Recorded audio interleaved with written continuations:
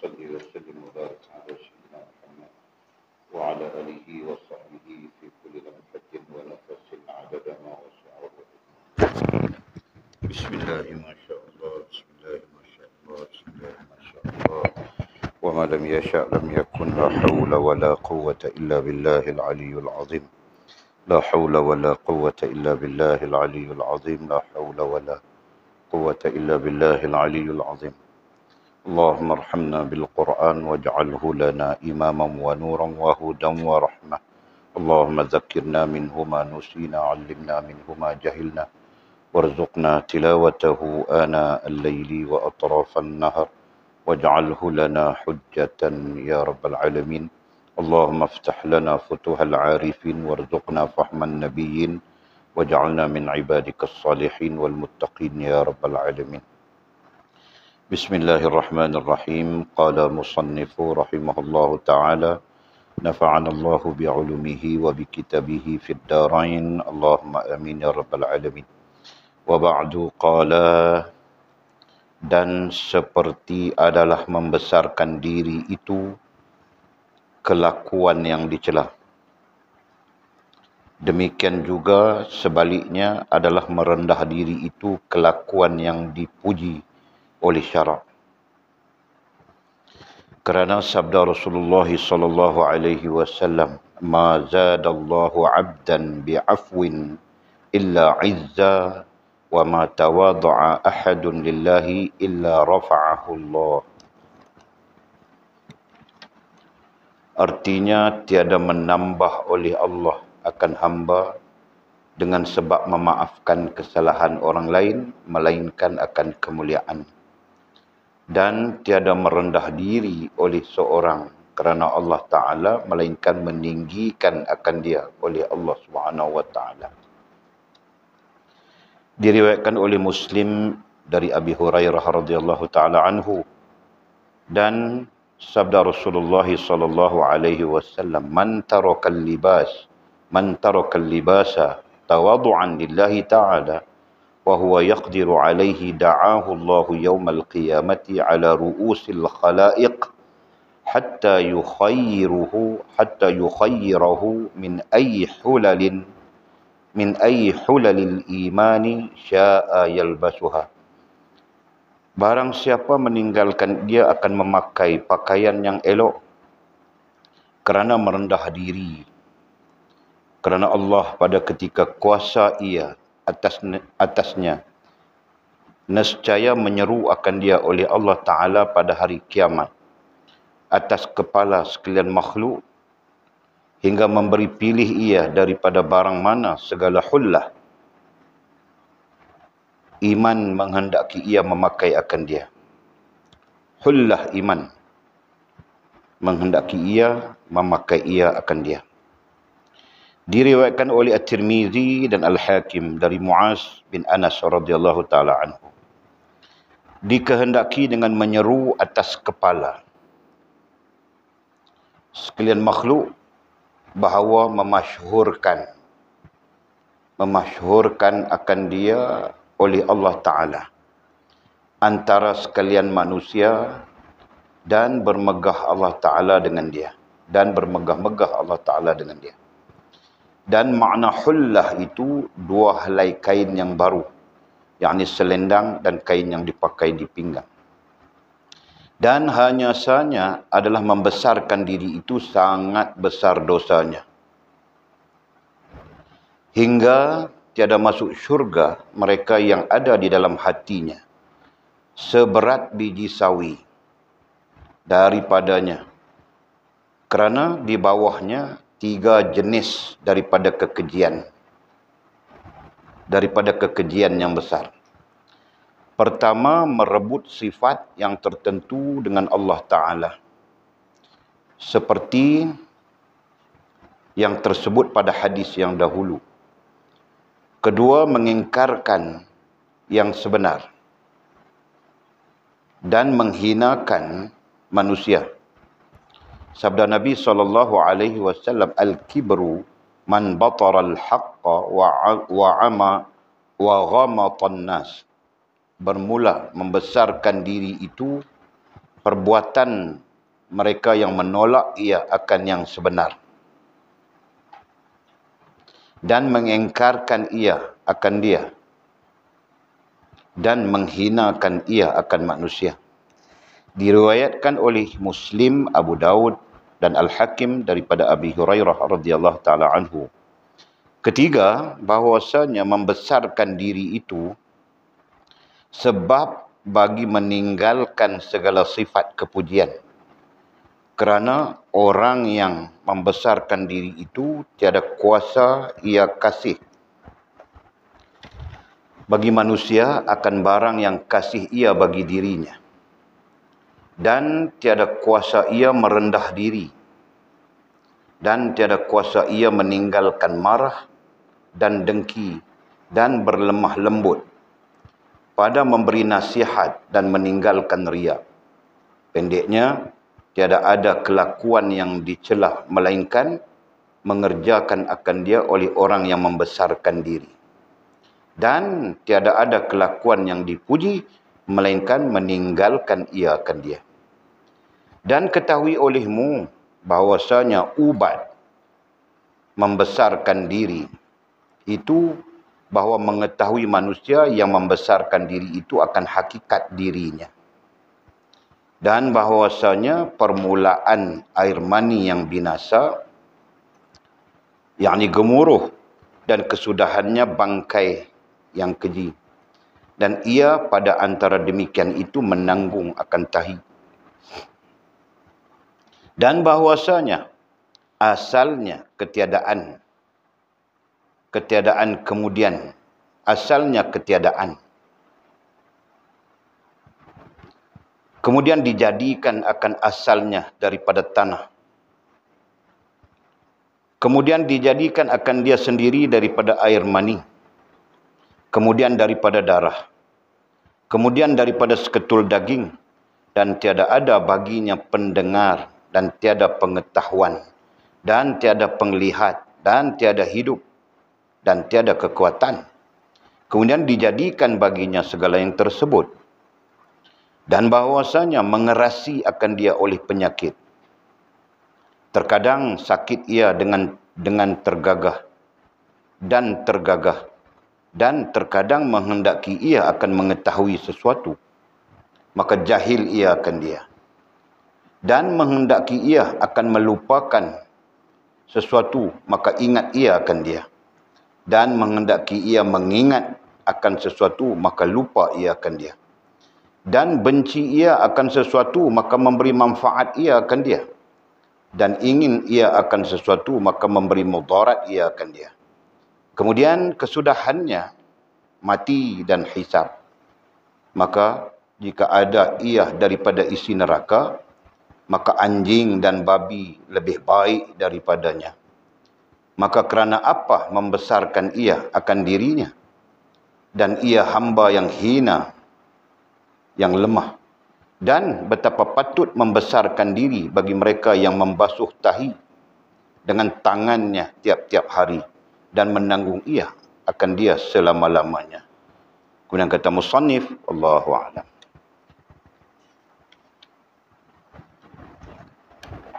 Okey. Kita sambung sikit lagi perbincangan kita pada topik ini. Bab ke-8 pada menyatakan membesarkan diri. Membesarkan diri adalah salah satu penyakit. Kita khitab terus ya. Salah satu penyakit rohani. Ya, yang boleh membawa kemudaratan yang besar ya pada hubungan kita dengan Allah Subhanahu wa taala. Ya, membesarkan diri, besar diri itu satu jenis penyakit rohani yang boleh membawa kemudaratan yang besar pada hubungan kita dengan Allah Subhanahu wa taala. Nah, itu khitab mudahnya. Jadi kita perlu beringat sentiasa.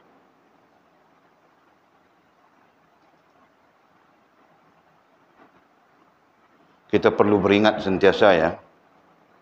Supaya kita tidak terkena, tidak terjangkit, tidak terlibat penyakit ini pada rohaniah kita, pada hati kita khususnya. Ya. Amin ya rabbal alamin. Okey, kita sudah pun dibentangkan oleh musannif dengan hadis-hadis Nabi SAW dan ayat Allah SWT. Ya. Ayat Allah terutamanya dan hadis Nabi SAW yang menunjukkan kepada kita bahawa membesarkan diri itu ada dua bentuknya. Satu disebut sebagai meninggi diri, betul? Ya kan? Dan satu lagi disebut sebagai membesar diri, ya. Meninggi diri dan membesar diri. Dan kita simpul mudahkan supaya kita tidak terjerat dengan banyak istilah, ya. Kita sebut apa ya? Sombong, ya. Sombong diri. Masya Allah, tabarakallah. Dan kesimpulannya, jangan sombong diri. Jangan kita menyombong diri, ya, pada keadaan apapun. Kalau kita handsome pun jangan kita sombong-sombong. Kalau kita cantik pun jangan kita sombong-sombong. Begitulah. Ya. Kalau kita apapun keadaannya, jangan kita sombong. Ya. Bukan saja nanti dibenci oleh orang, dibenci oleh manusia. Dibenci oleh makhluk yang melihat kita. Ya. Itu pandangan yang lebih luas. Lebih parah daripada itu dah dibenci oleh Allah Subhanahu wa taala. La haula wala quwwata illa billah. Okey? Jadi kita sambung lagi kata musannif rahimahullah taala. Nah, ini rentetan daripada hadis Nabi yang kita telah baca. La yadkhulul jannata ahadun fi qalbihi mithqala habbatin min khardalin min kibr. Tiada masuk ke dalam syurga oleh seorang yang ada di dalam hatinya seberat biji sawi daripada membesarkan diri. Nah, secara mudahnya, siapa yang ada dalam hatinya, dalam rohaniahnya, perangai penyakit membesarkan diri walaupun sebesar biji sawi, nisbah kecilnya, nisbah sikitnya, nisbah ringannya, ya, walaupun sebesar biji sawi, yang penyakit itu namanya membesarkan diri, maka tidak dimasukkan ke dalam syurga oleh Allah Subhanahu wa taala. Nah, itu sebagai gambaran langsung tidak langsung untuk menunjukkan kepada kita bahawa membesarkan diri itu sesuatu yang sangat memudaratkan, ya. Sangat memudaratkan sampai-sampai kita tidak dimasukkan ke dalam syurga. Kenapa tidak dimasukkan ke dalam syurga padahal membesarkan diri itu sikit saja? Nah, karena implikasi, karena kesan daripada membesarkan diri itu mengundang penyakit-penyakit lain, ya, mengundang penyakit-penyakit yang banyak, ya, mengundang penyakit-penyakit lain yang banyak yang boleh menyebabkan kemudaratan hubungan kita dengan Allah Subhanahu wa taala. Okey? Nah, kemudian kata musannif, dan seperti adalah membesarkan diri itu kelakuan yang dicela. Nah, jadi musannif secara langsung memahamkan kita hadis yang kita bacakan tadi, katanya, dan seperti adalah membesarkan diri. Nah, penyakit itu, membesarkan diri, penyakit itu, ya, kelakuan yang dicela. Kelakuan. Nah, kita dalam asasul usul, kita ada 3 perkara yang kita bincang. Akal, hati, tingkah laku. Betul kan? Nah, kelakuan itu adalah tingkah laku. Ya. Jadi, rupa-rupanya membesarkan diri itu adalah kelakuan yang terkait dengan yang boleh menyebabkan, ya, ataupun macam mana kita mau sebut, manifestasinya kepada tingkah laku kita, ya, dijelmakan kepada tingkah laku kita, dan itu yang menyebabkan kita dicela. Demikian juga sebaliknya, ya, demikian juga sebaliknya adalah merendah diri.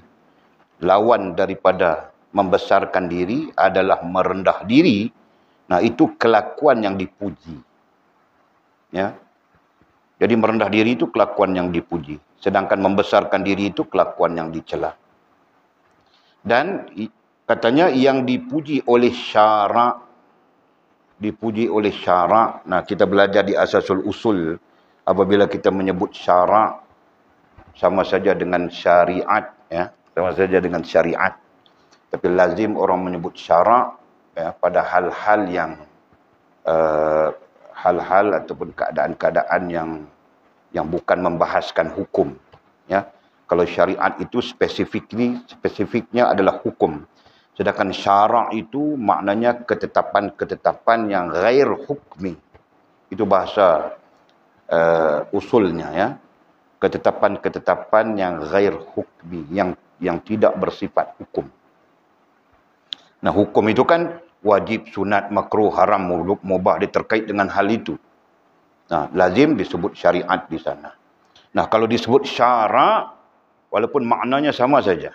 Maknanya adalah ketetapan Allah Subhanahu wa taala dan Rasul, ataupun disebut ketetapan agama, sama saja. Ya. Ya, tetapi penggunaan istilahnya itu lebih kepada hal-hal yang ghair hukmi, ya, yang bukan bersifat ataupun bukan tertakluk kepada hukum wajib, sunat, makruh, haram, mubah itu. Okey. Kerana sabda Rasulullah sallallahu alaihi wasallam disandarkan kita kepada hadis Nabi sallallahu alaihi wasallam, ma zadallahu 'abdan bi'afwin illa 'izza wa ma tawadda'a ahadun lillahi illa rafa'ahu Allah. Artinya tiada menambah oleh Allah Ta'ala akan hamba dengan sebab memaafkan kesalahan orang lain, melainkan akan kemuliaan. Nah, maksud mudahnya, orang yang suka memaafkan orang lain, Allah menambahkan kemuliaan baginya. Nah, itu maksud. Nah, adapun mudah, senang memaafkan orang lain itu adalah bagian daripada sifat merendah diri. Ya, adalah bagian daripada sifat merendah diri. Nah, nanti di posisi lain, ya, di tempat yang lebih tinggi, advance, contoh macam kita bercakap di tasawuf irfan, nah itulah sedar diri. Istilah kita adalah sedar diri. Ya. Kita di sini kita sebut merendah diri, ya, sebagai pemahaman asas. Maka kemuliaan bagi orang-orang yang merendah diri dan mudah memaafkan orang lain. Nah, betul lah. Ya, dengan sifat merendah diri itulah kita boleh mudah memaafkan orang lain. Nah, jika tidak, ya, berarti tidak selesai saja. Okey. Kemudian katanya, dan tiada merendah diri oleh seseorang. Nah, baru merendah diri. Ya, tadi sama, tadi memaafkan. Nah, justru memaafkan itu munculnya, keluar daripada sifat memaafkan itu adalah merendah diri. Ataupun punca kepada sifat memaafkan itu adalah merendah diri. Nah, sekarang merendah diri itu, dan tiada merendah diri oleh seseorang kerana Allah SWT, melainkan meninggikan akan dia oleh Allah SWT. Allah meninggikan orang-orang yang bersifat merendah diri. Nah, ini kita baca secara kita, ya.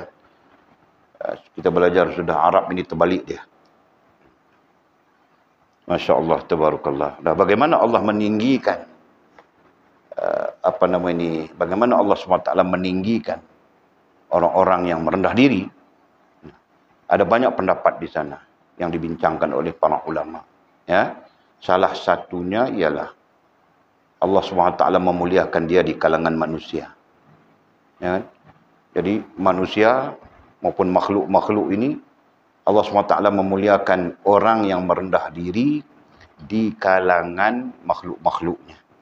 Ya, sehingga meninggi itu maksudnya makhluk lain akan merendah kepadanya. Ya, meninggi itu bukan dia tinggi, meninggi itu bukan dia yang meninggikan, tapi meninggi itu merujuk kepada makna makhluk-makhluk lain akan merendah diri kepadanya. Nah, ini termasuklah manusia. Masya Allah, tabarakallah. Nah, hadis ini diriwayatkan oleh Imam Muslim dari Abi Hurairah radhiyallahu taala anhu, dan hadis ini sahih. Masya Allah, tabarakallah. Yang penting kita melihat, ya, langsung tidak langsung, ya, memaafkan. Nah, itu bahagian daripada sedar diri, bahagian daripada merendah diri. Nah, dengan sebab merendah diri itulah Allah meninggikan kita di kalangan makhluk dan di sisinya. Masya Allah.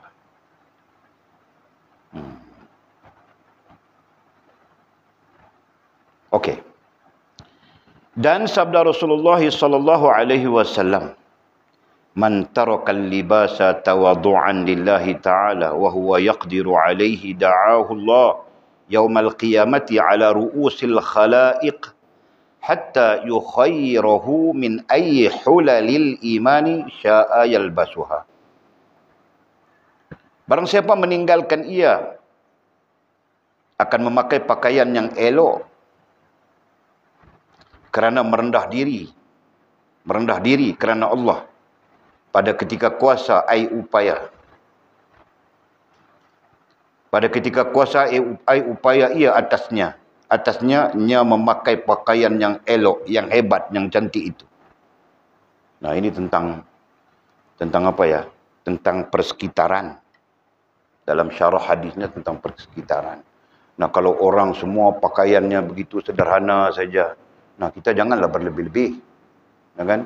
Merendah dirilah kita, pakailah pakaian yang biasa-biasa saja, sama seperti kebanyakan orang. Begitulah maksudnya. Ya kan? Faham tak? Ini orang pakai pakaian biasa sama saja, kau datang dengan pakaian yang Masya Allah. Itu maksud musannif. Nah, sesungguhnya tabiat ini, perangai ini berlaku pada ketika zaman jahiliah, pada era Nabi, pada fasa Nabi SAW, banyak berlaku keadaan-keadaan seperti yang tersebut dalam hadis ini. Nah, justru hadis tentang ini bukan ini saja, banyak hadis. Ya, baginda Nabi SAW menegur para sahabat supaya jangan pakai pakaian yang sampai menutup buku lali. Nah, itu antaranya. Ya, bagi orang lelaki. Ya. Kenapa? Karena itu adalah perangainya orang-orang jahiliah. Kemudian jangan pakai pakaian yang yang dipenuhi dengan manik-manik orang lelaki. Tahukah? Nah, zaman jahiliah orang lelaki pun pakai pakaian yang apa dipanggil? Apa dipanggil itu? Labuci. Betul kan? Betul tak? Kau kalau tak betul cakaplah. Walid mana tahu. Nanti Walid salah cakap dengan orang nanti. Malulah. Panggil apa tu? Labuci kan? Nah, orang-orang Arab jahiliah, nah mereka pada satu ketika cenderung dengan pakaian-pakaian macam itu. Bahkan pakaian-pakaian macam itu menjadi satu kemegahan bagi mereka. Ya. Kalau dia pakai serban yang ada labuci-labucinya, tahu tak? Pernah tengok tak? Dulu Walid pernah tengok satu drama Arab. Kisah masyarakat jahiliah. Ya. Macam itulah. Kalau dia pakai serban yang ada renda-rendanya, labuci-labucinya. Kalau dia pakai baju jubah pun ada labuci renda-rendanya, gitu kan. Nah, dan mereka sentiasa bersifat mempamerkan, tahu tak? Bersifat mempamerkan. Tahu macam mana mempamerkan? Kau pernah tengok drama Anak Mami? Yang dia pakai gelang tangan tu. Mau ambil tu. Yang sebenarnya mau tunjuk gelang dia pakai tu. Filem Anak Mami kan? Anak Mami filem Anak Mami. Faham ya? Nah, jadi itu antara perangai ya, masyarakat jahiliah yang dibersihkan oleh baginda Nabi SAW di kalangan para sahabat. Nah, ini artinya para sahabat pun terikut-ikut juga. Walaupun mereka telah menjadi Islam sebagainya, masih ada yang terikut-ikut. Dan kerana itulah baginda Nabi SAW menegurnya satu persatu. Ya, termasuklah hadis yang kita baca sekarang ini. Ya, ada di kalangan para sahabat pun ada yang kaya raya. Jadi barangkali terpengaruh pada ketika jahiliahnya mereka pun suka mempamerkan pakaian-pakaiannya hebat, begitu kan? Nah, sampai-sampai baginda Nabi menegurnya. Ya, baginda Nabi menegurnya. Nah, antara hadis dalam bentuk menegur inilah dia. Barang siapa meninggalkan ia akan memakai pakaian yang elok, ya, kerana merendah diri. Jadi dia tinggalkan pakaian yang seperti itu kerana merendah diri, ya, merendah diri kerana Allah, padahal dia kuasa, dia berupaya untuk itu. Nah, merendah diri kerana Allah pada siapa? Pada orang banyaklah. Pada orang banyaklah ketika itu. Nah, sebab itulah Walid pun nasihatkan kalau kita ada pakaian-pakaian yang hebat-hebat, jangan pakai di sinilah. Kau pakai di rumah kau sudahlah. Mana tahu kami mana ada pakaian yang hebat, tambah Walid mana ada pakaian-pakaian hebat. Macam inilah dari dulu sampai sekarang. Kalau ada pun yang hebat-hebat itu Walid bagi orang saja semua. Ha? Macam-macam lah. Jadi tiba-tiba rantau muncul dengan pakaian yang begitu hebat. Kan? Nah, kita di sini biasa-biasa saja. Ketika itu ada masalah lah di situ. Faham tak? Perempuan pun sama lah. Kau ada pakaian yang rendah begini. Nak kau pakai di tempat lain lah. Janganlah kau pakai di sini. Sebab kami semua ramai-ramai ini orang miskin, orang susah. Pakaian kami biasa-biasa saja. Nah, itu kan. Kami tidak pakai brandednya. Kami tidak pakai. Tambah Walid, pakaian Walid lubang sana, lubang sini. Betul. Mana ada yang elok-elok. Okey. Jadi sesiapa yang meninggalkan berpakaian elok kerana menghormati orang banyak, ya, menghormati, merendah diri dia pada orang ramai yang pakaiannya sederhana, nah dia pun sederhana saja, ya, kerana Allah, dalam masa yang sama kerana Allah Subhanahu Wa Taala, padahal dia mampu, ya, nescaya menyeru ia akan dia oleh Allah SWT pada hari kiamat. Pada hari kiamat nanti Allah Subhanahu Wa Taala menyeru. Menyeru artinya memanggil, menyeru artinya menjemput. Nah, itu bahasa yang lembut lah, ya. Allah SWT nescaya menyeru, menjemput akan dia oleh Allah SWT pada hari kiamat atas kepala sekalian makhluk. Nah, ada pencerahannya di bawah. Atas kepala sekalian makhluk, hingga memberi pilih ia, sehingga Allah memberikan dia pilihan daripada barang mana segala hullah, ya, barang mana segala hullah. Allah memberi dia pilihan mau ambil hullah yang mana, ya. Hullah nanti ada penjelasannya. Hullah, ya, tapi boleh sebut dulu hullah dimaknakan dengan mahkota, ya, dimaknakan dengan lambang. Nah, itu lebih tepat lambang lah. Kalau di hadis ini lebih tepat kita menggunakan istilah lambang. Jadi Allah SWT nanti menyeru, menjemputnya untuk memilih mana-mana lambang kepada iman, ya, menghendaki ia memakai yang dia mau pakai. Nah, ini cerita akhirat ya. Ada lambang iman, ada lambang sidq, lambang benar, lambang soleh, semuanya ada. Itu cerita di akhirat. Ya. Nah, Walid pun tidak tahu mau ceritalah berdasarkan kepada hadis dan Al-Quran. Sesungguhnya orang-orang yang beriman yang diterima oleh Allah SWT dan menempati syurga pun mereka ada lambang-lambangnya tersendiri. Mereka ini adalah para siddiqin, lambangnya lain. Mereka ini para apa, mereka ini apa, mereka ini apa, lambangnya masing-masing. Ya. Nah, jadi untuk orang yang merendah diri, ya, satu hal yang khusus yang merendah diri, nanti Allah menjemputnya untuk memilih lambang apa yang dia mau pakai. Dia mau pakai lambang orang-orang yang siddiqah, dia mau pakai lambang orang-orang yang apakah, ya kan? Ya, yang diredai oleh Allah SWT. Maka dia dipersilakan. Nah, itu sebagai gambaran ya untuk menunjukkan kemuliaan di sisi Allah SWT. Nah, kalau di akhirat begitu, nah di dunia apalagi, betul kan? Allah boleh buat apa saja. Itulah. Itu hal yang kita perlu faham lah. Okey, nah hadis ini diriwayatkan oleh Imam Tirmizi. Nah, sudah barang tentu dalam kitabnya Sunan Tirmizi dan Al-Hakim dalam kitabnya Al-Mustadrak. Ya. Al-Hakim, Al-Imam Al-Hakim kitabnya bernama Al-Mustadrak. Ada dalam perpustakaan kita ya. Setiap kitab hadis yang masyhur semua ada dalam perpustakaan kita. Tinggal lagi pandai baca ke tidak pandai baca lagi, itu saja. Okey. Dan riwayat ini datang daripada sisi sahabatnya ialah Muaz bin Anas radhiyallahu taala anhu. Muaz bin Anas adalah sahabat antara sahabat Nabi terkemuka, bukan aqrabin ya. Sahabat Nabi ada yang diklasifikasikan sebagai aqrabin, ya kan? Ada yang diklasifikasikan sebagai aula dan sebagainya. Okey. Kemudian kata musannif, dikehendaki dengan menyeru atas kepala. Apa yang dimaksudkan menyeru atas kepala tadi? Ada teksnya, redaksinya ada di terjemahan hadis itu. Katanya sekalian makhluk. Sekalian makhluk atas kepala sekalian makhluk, artinya atas kepala sekalian makhluk bahawa apa? Memasyhurkan akan dia oleh Allah Subhanahu wa taala. Allah memasyhurkannya.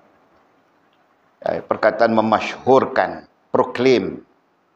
Ya. Memasyhurkan. Proklamasi. Memasyhurkan, ya. Allah memasyhurkan apa? Memperkenalkan, boleh tak? Boleh memperkenalkan.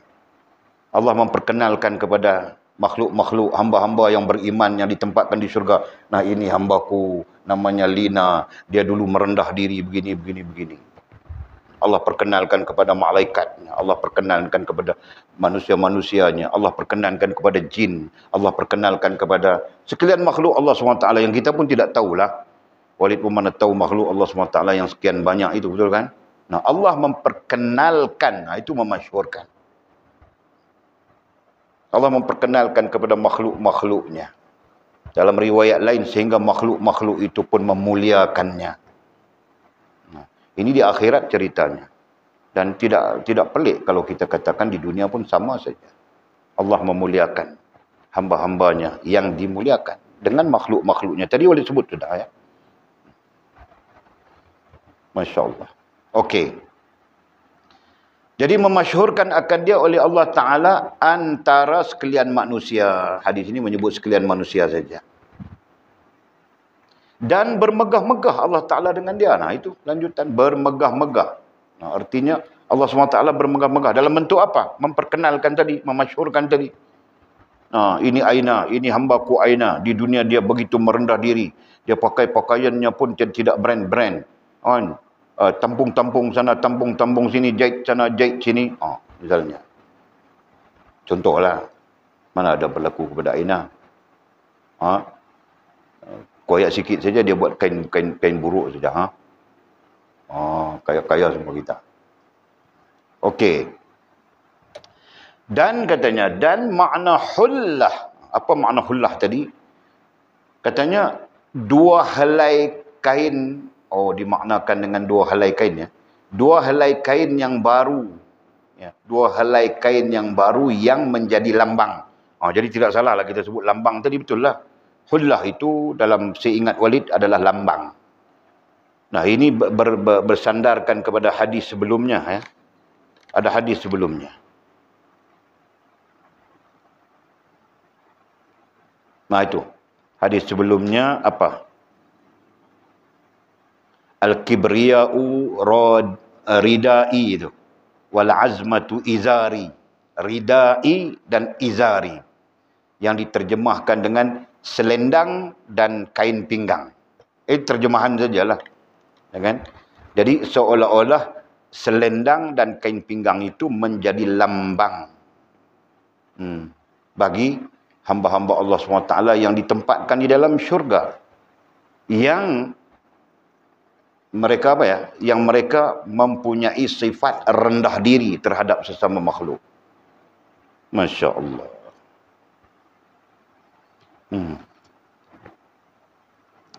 Ya, mempunyai sifat rendah diri sesama makhluk. Nah, ini kita belajar sifat rendah diri, ya. Walid diberitahu, Mama beritahu Walid, dosa pun belum kenal kamu orang ni, setengah daripada setengahnya. Dosa pun tidak tahu apa. Tak bolehlah. Kena belajarlah bagi kenal dosa itu apa, pahala itu apa. Ya. Nah, kemudian apa yang menyebabkan berdosa, apa yang menyebabkan berpahala. Nah, itu semua kena belajarlah. Bagi tahu. Okey? Kemudian kata musannif, dan hanya saja adalah membesarkan diri itu sangat besar dosanya. Nah, adapun penyakit membesarkan diri itu sangat besar dosanya. Termasuk di dalam dosa besar. Terkait dengan kerohanian. Ya. Yang lain membincangkan ini dosa-dosa besar terkait dengan adab, katanya.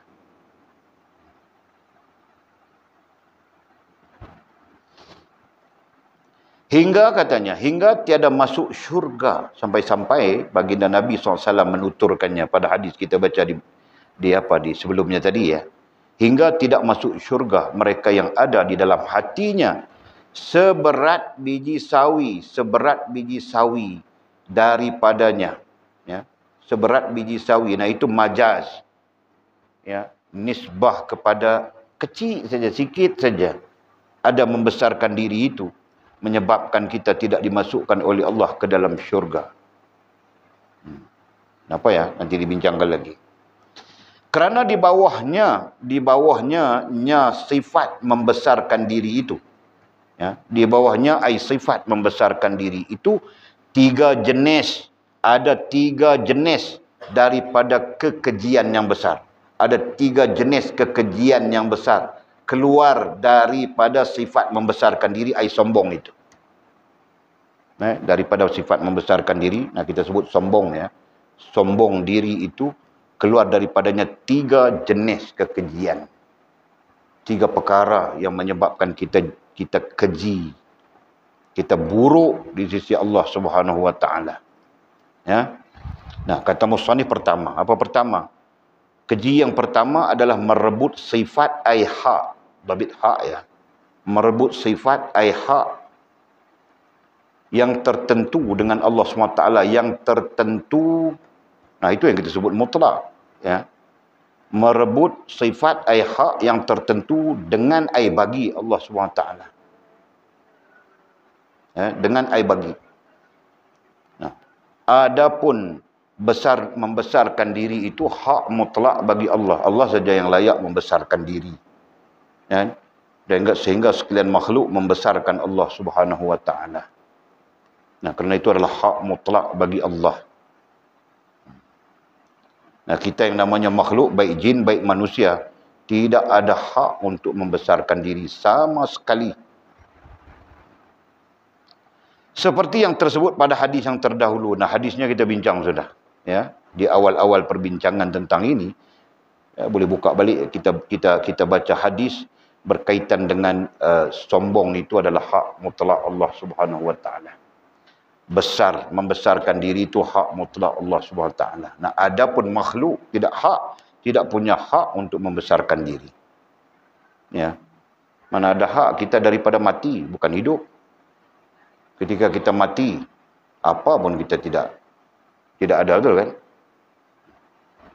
Allah mengadakan kita. Sebab itulah kita daripada tidak ada kepada ada. Mau sombong apa? Dan adanya kita pun, nanti dibincangkan di depannya, adanya kita pun dari keadaan-keadaan yang kita andaikan sebagai hina sesungguhnya. Okey. Yang penting kita faham. Kenapa keji? Keji yang pertama ialah kita mengambil hak Allah Subhanahu wa taala. Padahal hak itu mutlak bagi Allah. Tidak boleh kepada makhluk. Jadi baik manusia, jin ataupun makhluk-makhluk Allah yang lain tidak berhak untuk sombong. Ya. Maka yang sombong pertama-tamanya adalah iblis. Ya, Azazil namanya. Makhluk yang pertama-tamanya berani sombong adalah Azazil. Nah, sombongnya pun bukan sombong kepada Allah. Sesungguhnya sang iblis itu tetap saja takut dia kepada Allah. Ya. Dia sombong terhadap Nabi Allah Adam AS. Dia mendakwakan Nabi Adam itu terjadi daripada tanah, sedangkan dia jadi daripada api. Nah, itu dirakamkan dalam Al-Quran. Kan? Khalaqtani min narin wa khalaqtahu min tin. Dijadikan aku daripada api, sedangkan dia, Adam, dijadikan daripada tanah. Maka faham sang Azazil ini, api lebih tinggi nilainya daripada tanah. Nah, itu fahamnya. Ya. Nah, maka dia dilaknat oleh Allah Subhanahu wa taala dan dimurkai, maka dia jadilah kafir. Nah, ketika dia jadi kafir, maka dia disebut dengan iblis. Nah, itulah. Kan? Nah, dia saja berani sombong. Dan kerana sombongnya itu, Allah Subhanahu wa taala melaknatnya terus sampai hari kiamat. Masya-Allah, la haula wala quwwata illa billah. Nah, kalau kita pun mengambil sifat itu dipakaikan pada diri kita, nah sama saja keadaan kita. Ya, dimurkai oleh Allah Subhanahu wa taala sampai hari kiamat selagi kita tidak bertaubat. Nah, selesai. Yang kedua, kekejian yang kedua adalah mengengkarkan yang sebenar. Mengingkarkan. Apa maksud mengingkarkan? Menyalahi. Mengingkarkan ay menyalahi yang sebenar. Betul lah. Kita menyalahi yang sebenar. Kenapa menyalahi yang sebenar? So, yang sebenar apa? Yang tadi pun kita sebut ya, yang sebenarnya kita ini lemah. Kita ini hina. Kita ini kekurangan. Nah, itu yang sebenarnya. Ya. Jangan kita mengingkari itu. Atau jangan kita tidak sedar itu. Nah, itu kalau kita bercakap istilahnya sedar diri. Tasawuf irfan itu. Ya. Nah, kalau kita tidak sedar diri dalam konteks tasawuf irfan. Kalau di posisi tasawuf amali ini mengingkarkan yang sebenar, nah, menyalahi yang sebenar. Sama saya tidak sedarlah. Jadi orang yang sombong diri itu, orang yang besarkan diri itu, orang yang tidak sedar diri. Nah, itulah maknanya. Dan menghinakan manusia. Nah, apabila dia tidak sedar diri, kemudian dia sombong, nah sudah tentu lawan daripada kesombongannya itu adalah menghina orang lain. Betul kan? Nah, pada keadaan apapun kalau kita sombong, kita menghina orang lain lah. Kita akan rasa kita pandai, kita akan rasa kita hebat, kita akan rasa kita lebih dan sebagainya. Nah, ketika itu kita menghina orang lain tanpa kita sedar. Nah, artinya sifat sombong itu, sifat membesarkan diri itu akan membawa kita kepada kemudaratan perangai, kelakuan yang lebih parah, lebih buruk lagi, iaitu menghina orang lain. Nah, hal ini disandarkan kepada hadis Nabi SAW. Kata musannif, sabda Nabi SAW, al-kibru man batara al-haqqa wa ghamatan nas. Bermula membesarkan diri itu, perbuatan mereka yang menolak ia akan sebenar. Ya. Membesarkan diri itu adalah satu perbuatan menolak. Nah, tadi kita sebut mengingkarkan itu apa tadi? Menyalahi kan? Nah, menolak ay menyalahi. Ya. Bermula membesarkan diri itu perbuatan mereka yang menolak ay menyalahi ia orang yang ada penyakit membesarkan diri itu akan yang sebenar. Nah, sifatnya sama saja yang kita bincangkan tadi. Nah, menyalahi diri sebenar. Mungkin saja orang yang membesarkan diri itu lebih hina daripada orang yang merendah diri, ya kan? Tapi karena dia tidak sedar, karena dia menyalahi keadaan ataupun fahaman itu, maka dia membesarkan dirinya, ya kan? Padahal yang sebenarnya selama namanya makhluk, tidak ada yang besar, tidak ada yang boleh membesarkan diri, betul kan?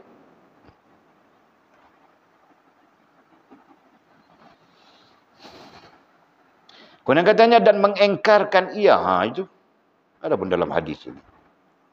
Dan mengingkarkan ia sama saja menyalahi, mengingkarkan ia ay menyalahi akan dia, dan menghina ia akan manusia. Samalah seperti mana yang kita bincang di atas tadi. Kita akan menyalahi hal yang sebenarnya, menyalahi keadaan yang sebenarnya, dan kemudian kita akan menghina manusia. Nah, ini kalau interaksinya dengan manusia. Kalau dengan jin, nah dia akan menghina jin dan sebagainya. Nah, itulah kadang-kadang kejahilan kita pun satu masalah juga, kan? Dituduhnya semuanya jahat, jin semuanya jahat. Mana boleh macam itu? Ya. Itu pun satu hal yang salah juga. Kerana dia terpengaruh dengan filem, dengan drama. Jangan pandang belakang. Ya. Nah, jadi yang namanya jin semuanya jahat. Nah, yang jahat-jahat juga, yang baik-baiklah, yang soleh-soleh lah. Ya kan? Nah, itu hakikat yang kita kena terima. Ya, bangsa makhluk, ya, makhluk Allah SWT yang diberikan Allah SWT akal, ya. Nah, kita kena terima ada yang baik, ada yang buruk, ada yang soleh, ada yang macam-macam. Bagaimana manusia, nah begitu jugalah mereka. Okey? Nah, kena terima hakikat itu. Nah, jadi Walid langsung tidak langsung berserta dengan tim kami, faham sudah. Oh, betul lah. Selama ini kami belajar daripada teks-teks ilmu, nah begitu. Nah, betul lah. Kita sendiri menyaksikan. Yang baik itu baik saja. Ya. Yang mudah itu mudah saja. Yang beriman itu senang saja. Yang Islam itu senang saja. Yang jahil itu ketika kita mengajarkannya, dia terima dia. Itulah. Sama saja seperti manusia. Okey? Nah, jadi kalau hadis ini mau dipakaikan kepada makhluk lain, sama sajalah. Dan mengengkarkan ia akan dia. Mengengkarkan ia fulan, ia orang yang membesarkan diri itu, akan dia apa? Dia sebenar itu tadi. Dia hak makhluk itu lemah, hak Allah SWT yang sempurna. Dan menghinakan ia, dan sekaligus langsung tidak langsung dia akan menghina ia fulan yang mempunyai penyakit membesarkan diri itu akan manusia lain. Nah, kalau dia berinteraksi dengan manusia. Kalau dia berinteraksi dengan jin, nah dia akan menghina jin. Kalau dia berinteraksi dengan haiwan, dia akan menghina haiwan. Dan sebagainya lah. Ya. Kalau dia berinteraksi dengan tumbuh-tumbuhan, dia akan menghina tumbuh-tumbuhan. Padahal, antara kita dengan tumbuh-tumbuhan, antara kita dengan haiwan, barangkali kita lebih hina daripada mereka. Nah, itu hakikat yang kita perlu terima. Betul kan? Kenapa? Kerana makhluk Allah Subhanahu Wa Taala semuanya apa ya? Taat dan patuh kepada Allah. Walillahi yasjudu walillah. Dah itu hari Walid tanya ayatnya, lupa. Walillahi yasjudu man fis samawati wa man fil ard. Kurang lebih bunyinya begitu ayatnya. Jadi ingat surah apa?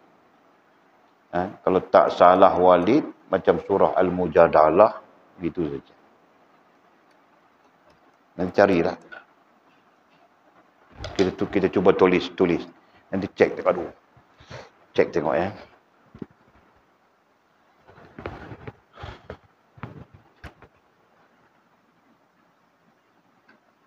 Walillahi yasjudu. Walillahi yasjudu man fis sama wal ard. Perhatikan tengok ayat ni. Walillah karena ini ataf ya, ada ayat sebelumnya. Yasjudu man fis samawati wal ard.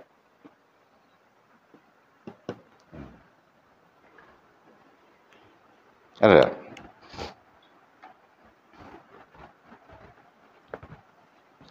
Carilah pelan-pelan. Sekejap lagi jumpa abang. Jumpa beritahu. Kena nak bagi dia tulis. Okey. Masya Allah. Tabarakallah. Tabarakallah Rahman. Nah, Walid ulang lagi sekali. Sebab itu ada kisahnya. Siapa ya? Ibrahim Adham kalau tak salah Walid. Ya, ketika dia keluar, berjalan, tiba-tiba datang anjing tepinya. Ya. Nah, dia mengangkat kainnya. Takut terkena anjing itu. Nah, tiba-tiba anjing itu bercakap, apakah engkau lebih mulia daripada aku? Atau kau sama saja denganku? Atau kau lebih hina daripada aku? Nah, itu kisah itu masyhurlah di kalangan orang-orang kerohanian. Ya. Sama ada benar atau tidak benar, pengajarannya adalah jangan pernah kita pandang hina ya, yang lain. Nah, itu termasuk makhluk lain, apalagi sesama manusia. Jangan pernah kita pandang hina sesama manusia, begitu juga makhluk yang lain. Faham tak? Nah, itu pengajarannya. Kerana boleh jadi makhluk yang lain itu lebih mulia daripada kita. Kenapa? Nah, itulah dalil yang kita baca tadi. Makhluk yang lain itu semuanya sujud. Ada ayat menyebut sujud. Ada ayat menyebut tasbih. Artinya taat dan patuh kepada Allah SWT. Kecuali bangsa jin dengan manusia saja. Yang mengingkari Allah SWT. Nah, faktor engkarnya sombong dirilah, itulah, inilah. Ya. Sampai-sampai berdosa dengan macam-macam dosa kepada Allah SWT. Tanya bah.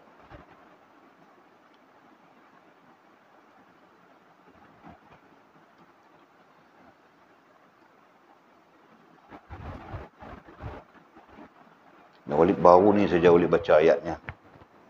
Ada, dalil Al-Quran itu sahih. Ya, ada. Cuma surah apa yang Walid tidak ingat. Okey. Hadis ini diriwayatkan oleh Imam Muslim. Nah, sudah tentu dalam Sahih Muslim. Abu Daud dalam Sunan Abu Daud. Dan Al-Hakim dalam Al-Mustadrak, ya.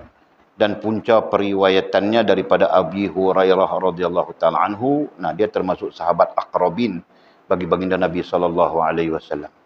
Dan perawi hadis, antara perawi hadis yang masyhur, ya. Okey. Kemudian kekejian yang ketiga besarnya dengan sebab penyakit membesarkan diri ini. Bahwasanya membesarkan diri itu sebab, katanya, bagi meninggalkan segala sifat kepujian. Jadi membesarkan diri ini jadi sebab punca, sebab ai punca. Ya. Jadi punca kepada kita meninggalkan segala sifat kepujian yang lain. Nah, itulah kita sebut di awal.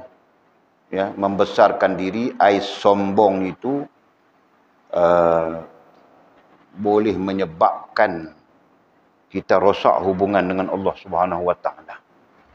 Nah, kenapa sampai merosak hubungan dengan Allah? Kerana dia mengundang penyakit-penyakit lain yang lebih besar. Ya, macam-macam lagi datangnya. Sang iblis itulah, sang iblis itu mula sombong saja. Ya, sebagai pengajaran kepada kita, dia bermula dengan sombong. Nah, selepas sombong itu, nah datang penyakit-penyakit lain. Ya, datang penyakit iri kepada, penyakit dengki kepada hamba-hamba Allah yang namanya manusia. Nah, datang penyakit-penyakit macam-macam. Datang penyakit khianatnya, datang penyakit macam-macam lah terhadap manusia. Jadi iblis itu sebagai model yang maktubah, yang ditetap ditunjukkan oleh Allah SWT dalam Al-Quran sebagai orang, sebagai makhluk yang mendukung sifat sombong itu. Nah, apa yang terjadi kemudiannya? Sampai rosak lah, macam-macam kerosakan. Nah, begitu jugalah kita manusia. Ya, jangan nanti macam-macam kerosakannya. Apa yang kerosakannya? Meninggalkan segala sifat kepujian. Kita akan tinggalkan sifat-sifat kepujian. Kepujian ai baiklah. Ya. Sifat-sifat kepujian, ada sisi lain disebut sifat-sifat terpuji. Nah, artinya sifat-sifat baik. Nah, baik itu artinya diredai oleh Allah SWT. Baik ukurannya Allah dan Rasul, ya, bukan ukurannya manusia. Manusia tak solat pun baik. Siap bagi makan orang lagi, buat kenduri lagi. Kan? Nah, itu manusia. Nah, pada Allah SWT, ukuran pada Allah, kau tidak solat, kau tidak melaksanakan apa-apa yang ditetapkan oleh Allah SWT, maka sesungguhnya kaulah manusia yang paling tidak baik. Sekalipun sisi manusia kau baik saja. Faham tak? Nah, itu kita. Okey. Kerana orang yang membesarkan diri itu tiada kuasa. Ini penjelasannya. Kerana orang yang membesarkan diri, orang yang ada pada dirinya penyakit namanya besar diri ataupun kita sebut sombong itu, tiada kuasa ai upaya. Tiada kuasa ai upaya ia kasih bagi manusia. Dia tidak mempunyai upaya untuk mengasihi orang lain. Nah, bahasa mudahnya begitu. Ya. Siapa-siapa pun yang ada penyakit sombong ini, dia susah untuk mengasihi, dia payah untuk mengasihi orang lain. Nah, di perkataan manusia disebutkan di sini mungkin kita susah fahamnya. Dia payah untuk mengasihi orang lain. Nah, kalau kita lebih luas lagi, dia payah untuk mengasihi makhluk. Nah, orang yang sombong, ya, orang yang ada dalam rohannya hanya sombong ataupun membesarkan diri ini, nah, dia nantinya payah, susah untuk mengasihi. Sedang mengasihi itu salah satu sifat, ya. Kasih sesama makhluk itu adalah salah satu sifat yang dipuji. Ya. Dan tanda ataupun disebut apa, ya, termasuk di dalam adab, ya. Termasuk di dalam adab mukmin ialah kita kasih kepada sesama makhluk. Itu termasuk. Kita bercakap di mana, ya? Nah, kita bercakap di menyempurnakan ubudiyah. Menyempurnakan, Allah mengantar kita ke dunia, 3 tujuannya. Betul kan? 3 tujuan. 1, menyempurnakan pengabdian. Yang kedua, menyempurnakan khilafah. Yang ketiga, menyempurnakan amanah. Betul? Nah, kita ambil satu saja, keluarkan, menyempurnakan pengabdian, menyempurnakan kehambaan itu. Nah, dalamnya ada 3 perkara. Betul? Satu, meyakini Allah Subhanahu Wa Taala dan Rasul. Ya. Yang kedua, meyakini syariat agama. Ya, meyakini agama, kita sebutkan begitu. Nah, itu kita cakap sudah sebelumnya. Oi, makcik, cakap sudah kan? Cakap tak? Nah, kau jangan main otak Walid, tahukah? Oh, boleh ingat saja. Meyakini agama, artinya meyakini ketetapan-ketetapan Allah SWT. Syariat lah, istilahnya syariat. Dan yang ketiganya, adil, betul? Yang ketiganya ialah, apa boleh sebut? Dalam bentuk ayatnya, adil saja, perkataan adil saja. Yang ketiganya adil. Nah, adil itu di dalamnya terkandung perasaan belas, kasihan, sayang dan sebagainya terhadap sesama makhluk. Itulah dia.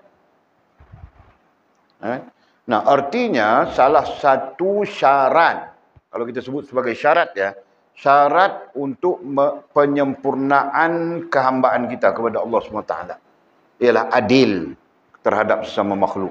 Dan termasuk adil itu ialah kasih, sayang, simpati, empati. Tak apa lagi lah kita mau masukkan di sana. Itu semualah. Kan? Ini tidak adil kita. Pandang orang rendah saja. Kita saja yang tinggi. Nah, itu tidak adil lah maknanya. Kan? Kalau tidak adil begitu, berarti kita tidak akan sampai kepada kesempurnaan kehambaan. Kesempurnaan ubudiyah disebut begitu kan. Fahamkah? Makcik Aina faham? Faham ya? Nah, Makcik Arisa, Makcik Arisa pasal faham duduk jauh sana? Kenapa kau duduk jauh di sana?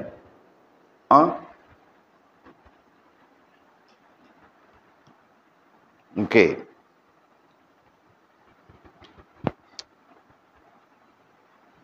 Ulang balik ayatnya.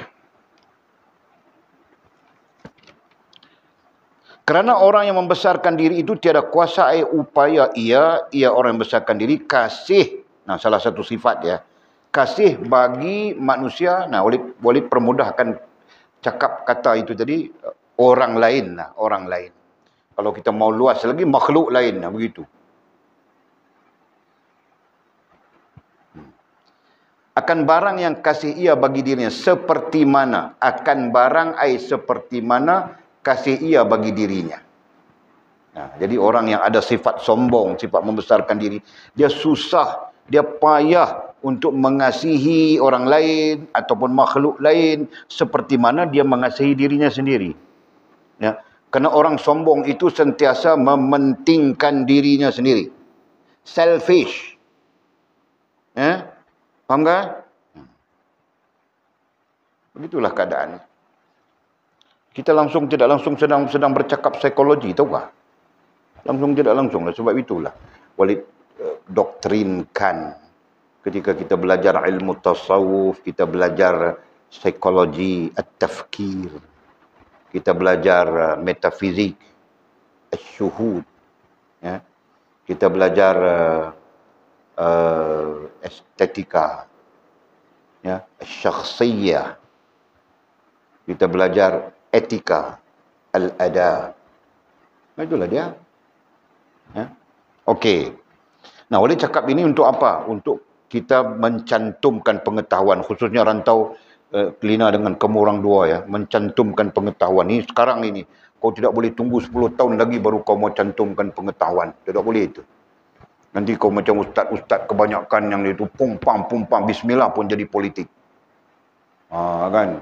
Jadi mengajar itu sementara mau dapat isu politik saja. Dapat isu politik, kitabnya letak tepi. Dia sembang politik saja.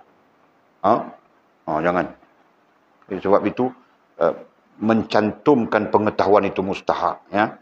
Sehingga kita nanti tahu, bercakap tentang ini, nah itu pergi kepada adab. Bercakap tentang ini, itu pergi kepada ibadahnya. Bercakap tentang ini, itu pergi kepada akidahnya. Kita tahu semuanya. Ya? Dan kita akan melontarkan idea-idea ilmiah berdasarkan kepada disiplin ilmu. Nah, itu yang paling penting. Jangan kita main hentam saja. Okey. Belajar dari sekarang lah. Kau kena belajar lah. Walid bukan ada kesempatan mau susun kau satu-satu. Ha? Jadi kesempatan yang ada itu belajar. Sebab itu Walid suruh mengajar pakai mic.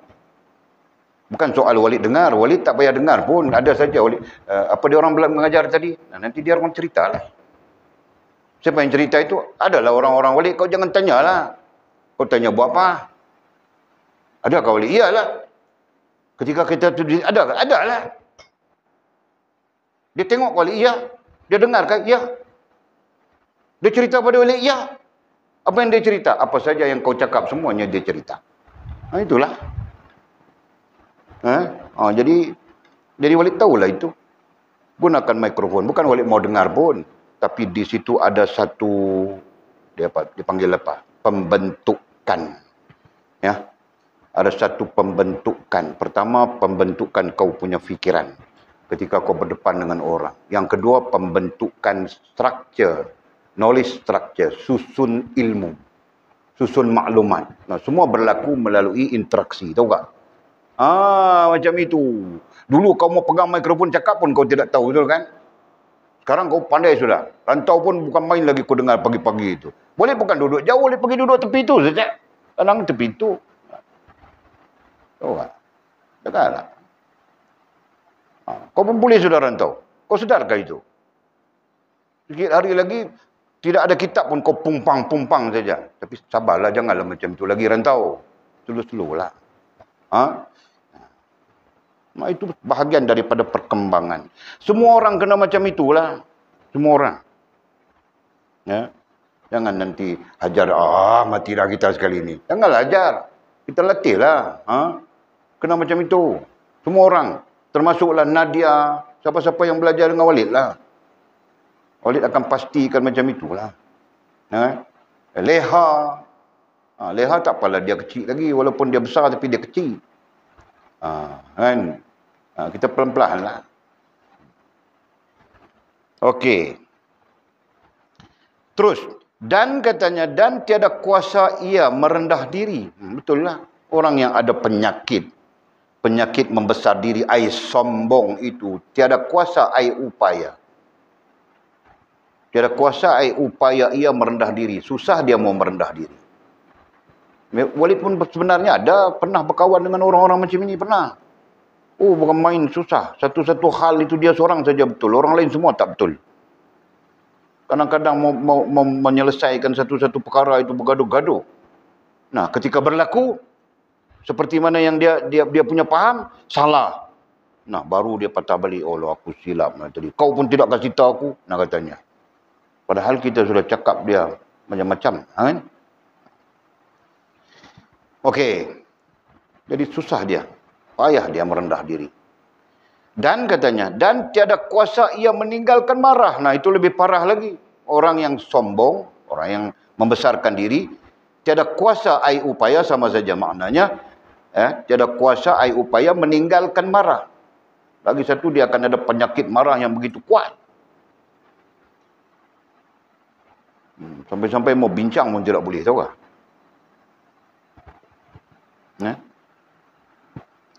Apa lagi? Dan dengki. Selain marah, apa lagi? Dengki. Orang yang ada sombong ini dia akan akan ada sifat turutan dipanggil ya, dengki. Dia tidak boleh tengok orang lebih dari dia. Orang lebih dari dia masalah.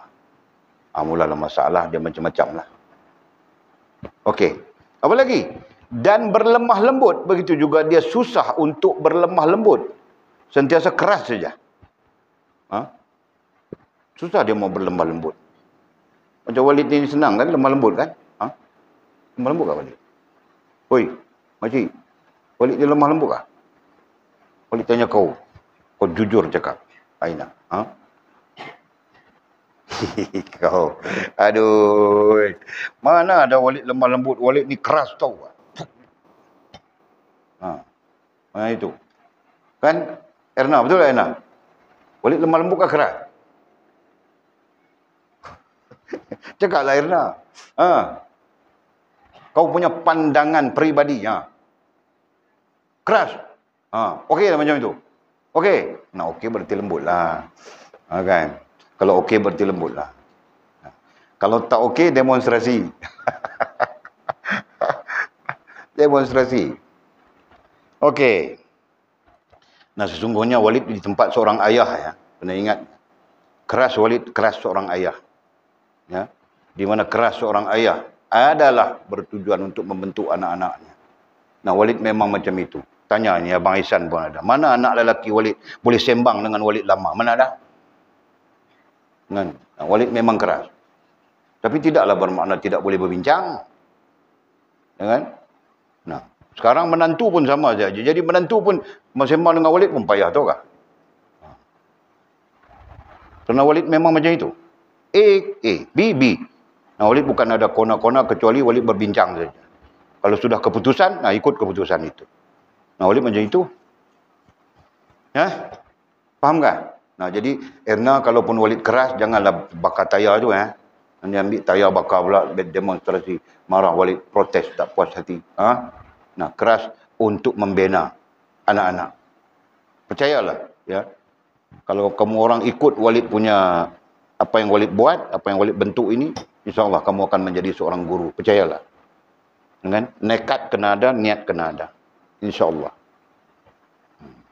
Dan nanti mana tahu Allah bagi kita rezeki 2-3 juta, Walid hantar Erna pergi belajar di mana-mana lagi. Kan? Siapa yang nak belajar lagi? Hajar nak belajar lagi, pergi. Siapa nak belajar lagi? Leha tak mau belajar dah sebab nak menikah. Nak menikah, pergi menikah. Yang nak belajar lagi, nak pergi. Macam itulah. Bukan payah. Okey. Kemudian katanya,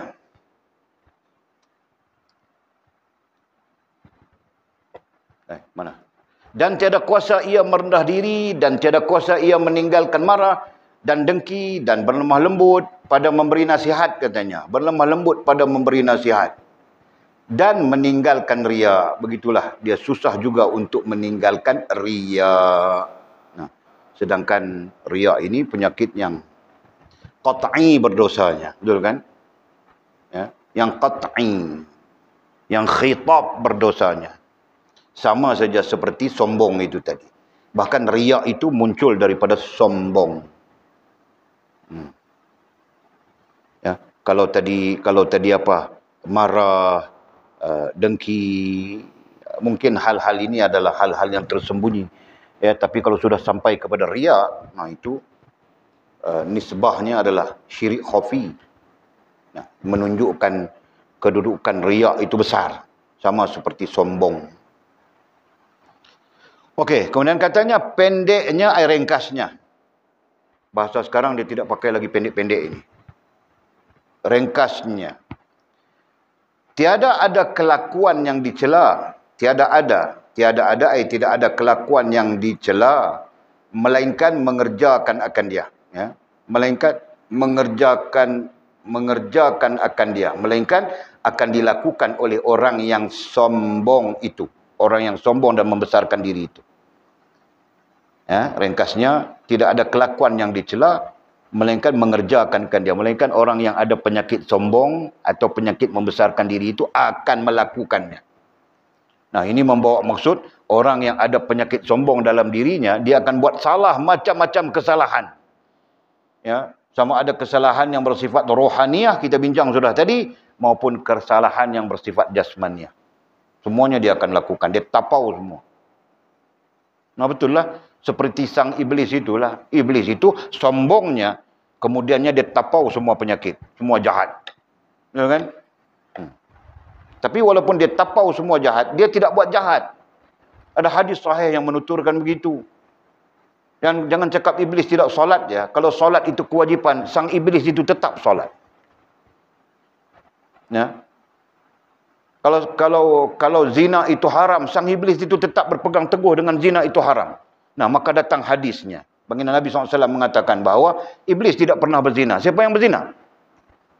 Rantau. Nah, manusia yang berzina, bukan iblis. Iblis ketika dia merosakkan manusia itu sehingga manusia itu berzina, kemudian dia tepuk tangan saja. Aku berjaya menyesatkan Bani Adam, umat Muhammad. Nah, itu saja. Dia sendiri tidak pernah melakukan zina. Faham tak? Nah, dia mau berzina dengan siapa? Dia pun Bukan ada jantina lelaki ke perempuan ke? Betul kan? Faham itu. Okey. Jadi katanya pendeknya tiada ada kelakuan yang dicela melainkan mengerjakan akan dia. Melainkan orang yang ada sombong itu, orang yang ada membesarkan diri itu akan melakukan semuanya. Oleh orang yang membesarkan diri. Nah, itu ayat ujung. Nah. Ayat ni seperti repeat saja. Mengerjakan akan dia oleh orang yang membesarkan diri. Nah, maksudnya orang yang ada penyakit membesarkan diri, sombong itu, dia akan buat semua hal-hal yang dicela. Dia akan terlibat dengan semua hal-hal yang dicela. Yang dicela oleh syarak yang kita sebutkan tadi. Ya. Nah, sampai-sampai dia tidak peduli syarak ke, apakah, dia bantai saja. Dan katanya, dan tiada ada kelakuan yang dipuji, melainkan meninggalkan ia akan dia. Nah, tidak ada kelakuan yang dipuji, melainkan semua ditinggalkan. Ini ayat bahasa Arab ya, bahasa Arab dimelayukan jadi terbaliklah. Jadi kalau kita permudahkan bahasa, ya, orang-orang yang ada penyakit membesarkan diri ini, dia akan meninggalkan semua kelakuan-kelakuan yang terpuji. Nah, begitu saja mudah ayatnya. Jadi yang baik-baik semua dia tinggalkan, dia tidak peduli. Dia akan terlibat dengan hal-hal yang dicela. Nah, inilah yang menyebabkan semakin berdosa, semakin berdosa, semakin berdosa, semakin berdosa. Artinya semakin jauh daripada Allah, semakin jauh daripada Allah, semakin jauh daripada Allah. Ya, akhirnya semakin putus rahmat Allah SWT dan akhirnya tersesat. Nah, itulah yang terjadi. Allah, Masya Allah. Kemudian kata musannif, dan ketahui olehmu bahwasanya ubat. Nah, apa ubat untuk menawarkan, mencegah, merawat penyakit membesarkan diri itu?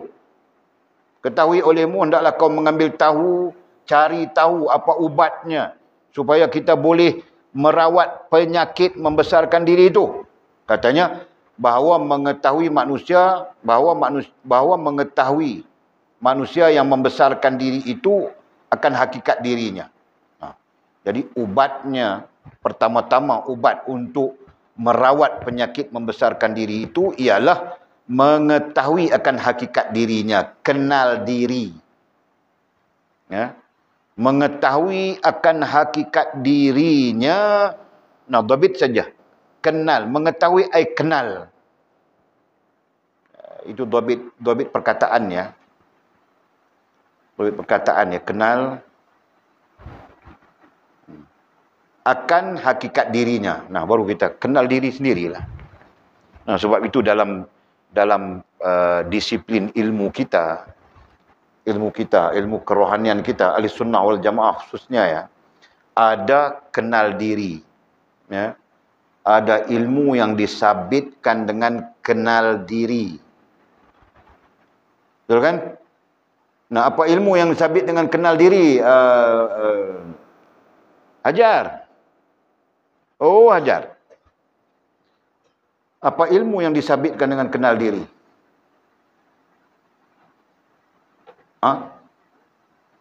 Kuatlah sikit aja pun. Amboi.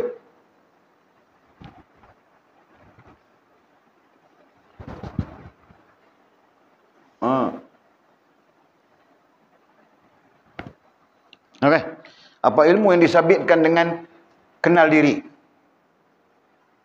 Macam itulah.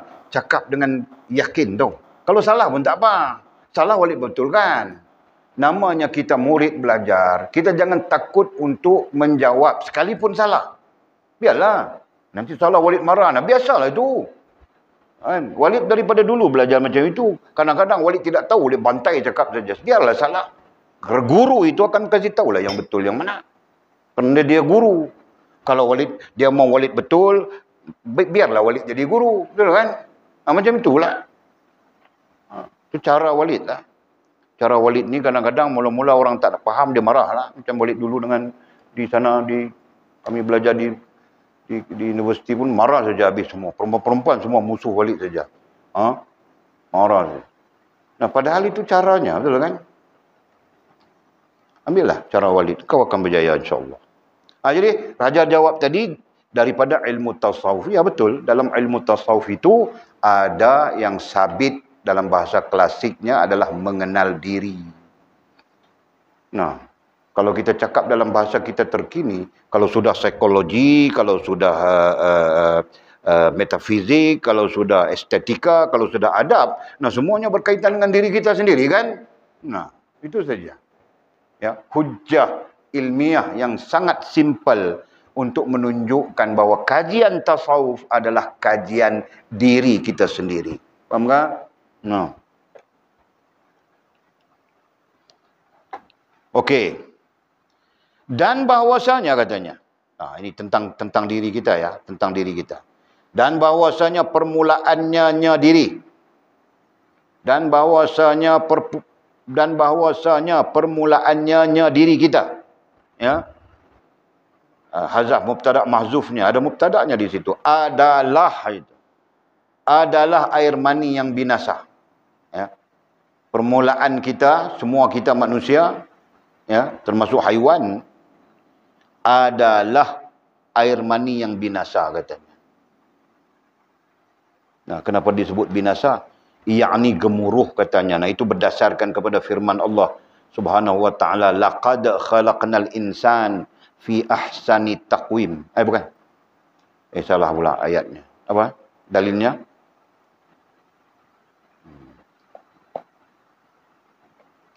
Allahumma salli ala sayyidina Muhammad.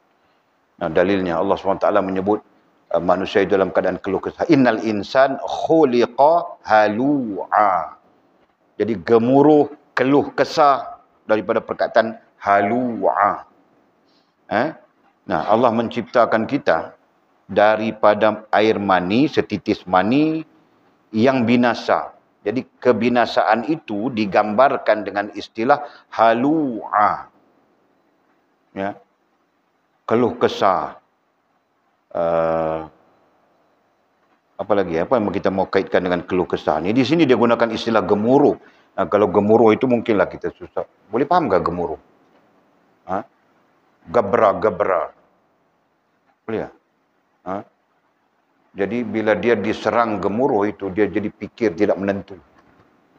Apa istilah dia? Nak mudahkan ni gemuruh ini. Kalau Al-Quran menggunakan istilah halu'a dengan makna keluh kesah. Itu makna yang paling banyak diberikan oleh para mufassir, ya, para ahli tafsir. Maksudnya manusia ni sentiasa dalam keadaan keluh kesah. Allah ciptakan manusia ni keluh kesah. Itu tidak kena, ini tidak kena, itu tidak cukup, ini tidak, ini itu, ini. Begitu keadaan manusianya. Jadi dia sentiasa kadang-kadang terpinga-pinga, kadang-kadang dia okey, kadang-kadang itulah keadaan manusia. Kenapa Allah menjadikan manusia begitu? Supaya manusia terus sedar bahawa dia adalah hamba. Dia adalah hamba Allah Subhanahu wa taala. Ya. Nah, itu tujuannya kalau disoal, kalau dibincangkan. Kenapa Allah menciptakan manusia begitu? Halu'a. Nah, supaya manusia itu sentiasa sedar bahawa dia adalah hamba Allah. Dia tidak boleh putus daripada Allah Subhanahu wa taala. Ya kan? Kita pun kadang-kadang banyak salah kita, banyak silap kita. Seolah-olah kita kita tidak pentingkan Allah. Faham tak? Padahal kita sangat berhajat kepada Allah. Ya. Itu keadaan-keadaan keluh kesah kita lah. Kita keluh kesah terhadap hal-hal yang lain, hal-hal dunia, hal itu, hal ini, ya. Tapi kita tidak keluh kesah terhadap urusan kita dengan Allah Subhanahu wa taala. Ya, perkataan berbimbang itu masuklah. Dia masuk di sinilah.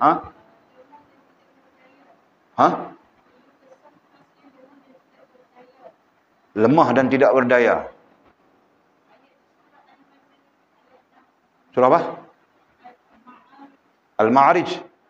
Al-Ma'arij ayat 6. Nah, innal insana khuliqa halu'a. Nah, tak kisahlah terjemahan ini kita mungkin akan berdepan dengan berbagai-bagai. Tetapi sesuai dengan pendekatan yang sedang kita bincang itu adalah berbimbang. Ya.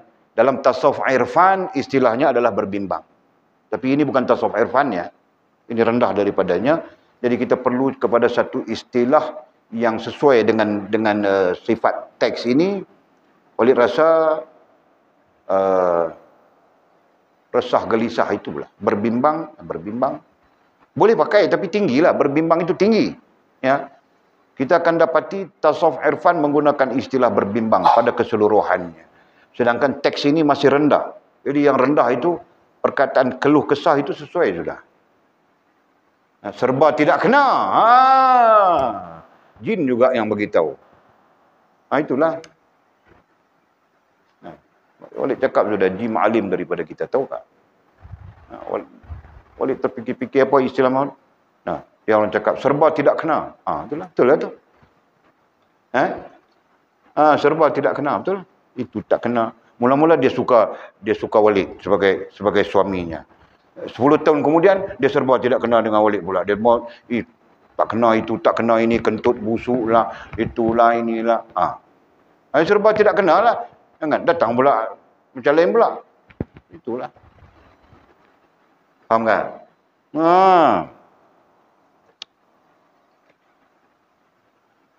Serba tidak kena. Betul ya? Jadi air mani permulaannya kita manusia daripada air mani yang binasa, yakni gemuruh. Didhabitkan gemuruh ya, bagi menjelaskan makna binasa di situ tidaklah seperti binasa-binasa lainnya. Maka dia dhabitkan air gemuruh, yakni gemuruh. Apa itu gemuruh? Gemuruh artinya sifat serba tidak kena. Sifat serba tidak kena ini diwarisi oleh perempuan lagi banyak daripada orang lelaki-lelaki. Tahukah weh?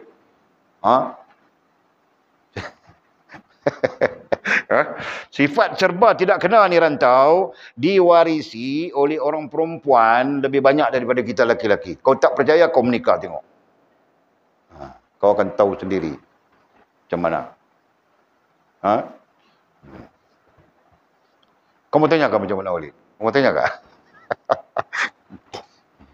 Okey. Kadang-kadang dia marah kita tahu kan? Dia marah kita. Ini contoh saja, dia marah kita. Tidak kena itu, tidak kena, dia marah-marah kita.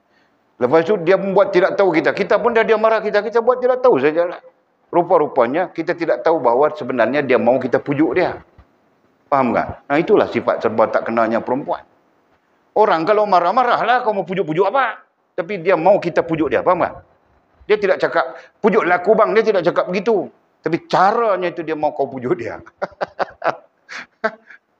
Jadi itulah sifat serba tidak kena. Faham tak antara lain? Kau pun, apa ini? Kau tidak pujuk dia, dia marah kau 2 kali. Kerana kau tidak pujuk saja. Tadi dia marah kau lupa beli bawang. Kau lupa beli bawang merah saja. Tahu tak? Lupa beli Maggi dia pesan. Dia marah kau. Lupa beli. Mesti ingat perempuan lain. Berapa-apa dia marah kau. Kau pun diam sajalah dia marah. Kan? Kau punya andaian. Nanti dia okey lah. Rupanya dia tidak okey. Kenapa dia tidak okey? Dia tambah marah lagi sebab kau tidak pujuk dia. Betul kan? Faham tak? Ini antara sifat serba tidak kena orang perempuan. Oi, faham tak? Boleh cerita? Nanti jangan macam itu ya. Kesian dekat sang suami, tahu tak? Kesian dia. Dia sudahlah letih. Kan? Balik, kalau perlu dia pujuk, bang, pujuklah saya, cakap terus. Jangan kau tunggu dia tidak tahu apa. Dia tengok kau muka 14, 15. Muka macam pot getah saja. Jadi dia pun mau dekat, dia pun takut. Nanti gaduh lebih lagi besar. Dia pun diam. Padahal kau mengharapkan dia pujuk. Cakap terus, bang, pujuklah saya, bang. Macam itu, faham tak? Faham Jal? Ini psikologi rumah tangga. Ya. Sikit sebanyak kena belajar. Sikit sebanyak kena belajar lah. Jangan sampai kalang kabut. Okey? Okey. Terus. Jadi gemuruh tadi dhabit ai serba tidak kena. Okey. Dan kesudahannya awal mani yang binasa. Binasa ai gemuruh ai serba tidak kena. Dhabit itu iaitu yang paling penting. Daripada awal sampailah ke tua serba tak kena saja kita ini. Kan? Jarang ada yang konsisten cukup memadai, jarang ada.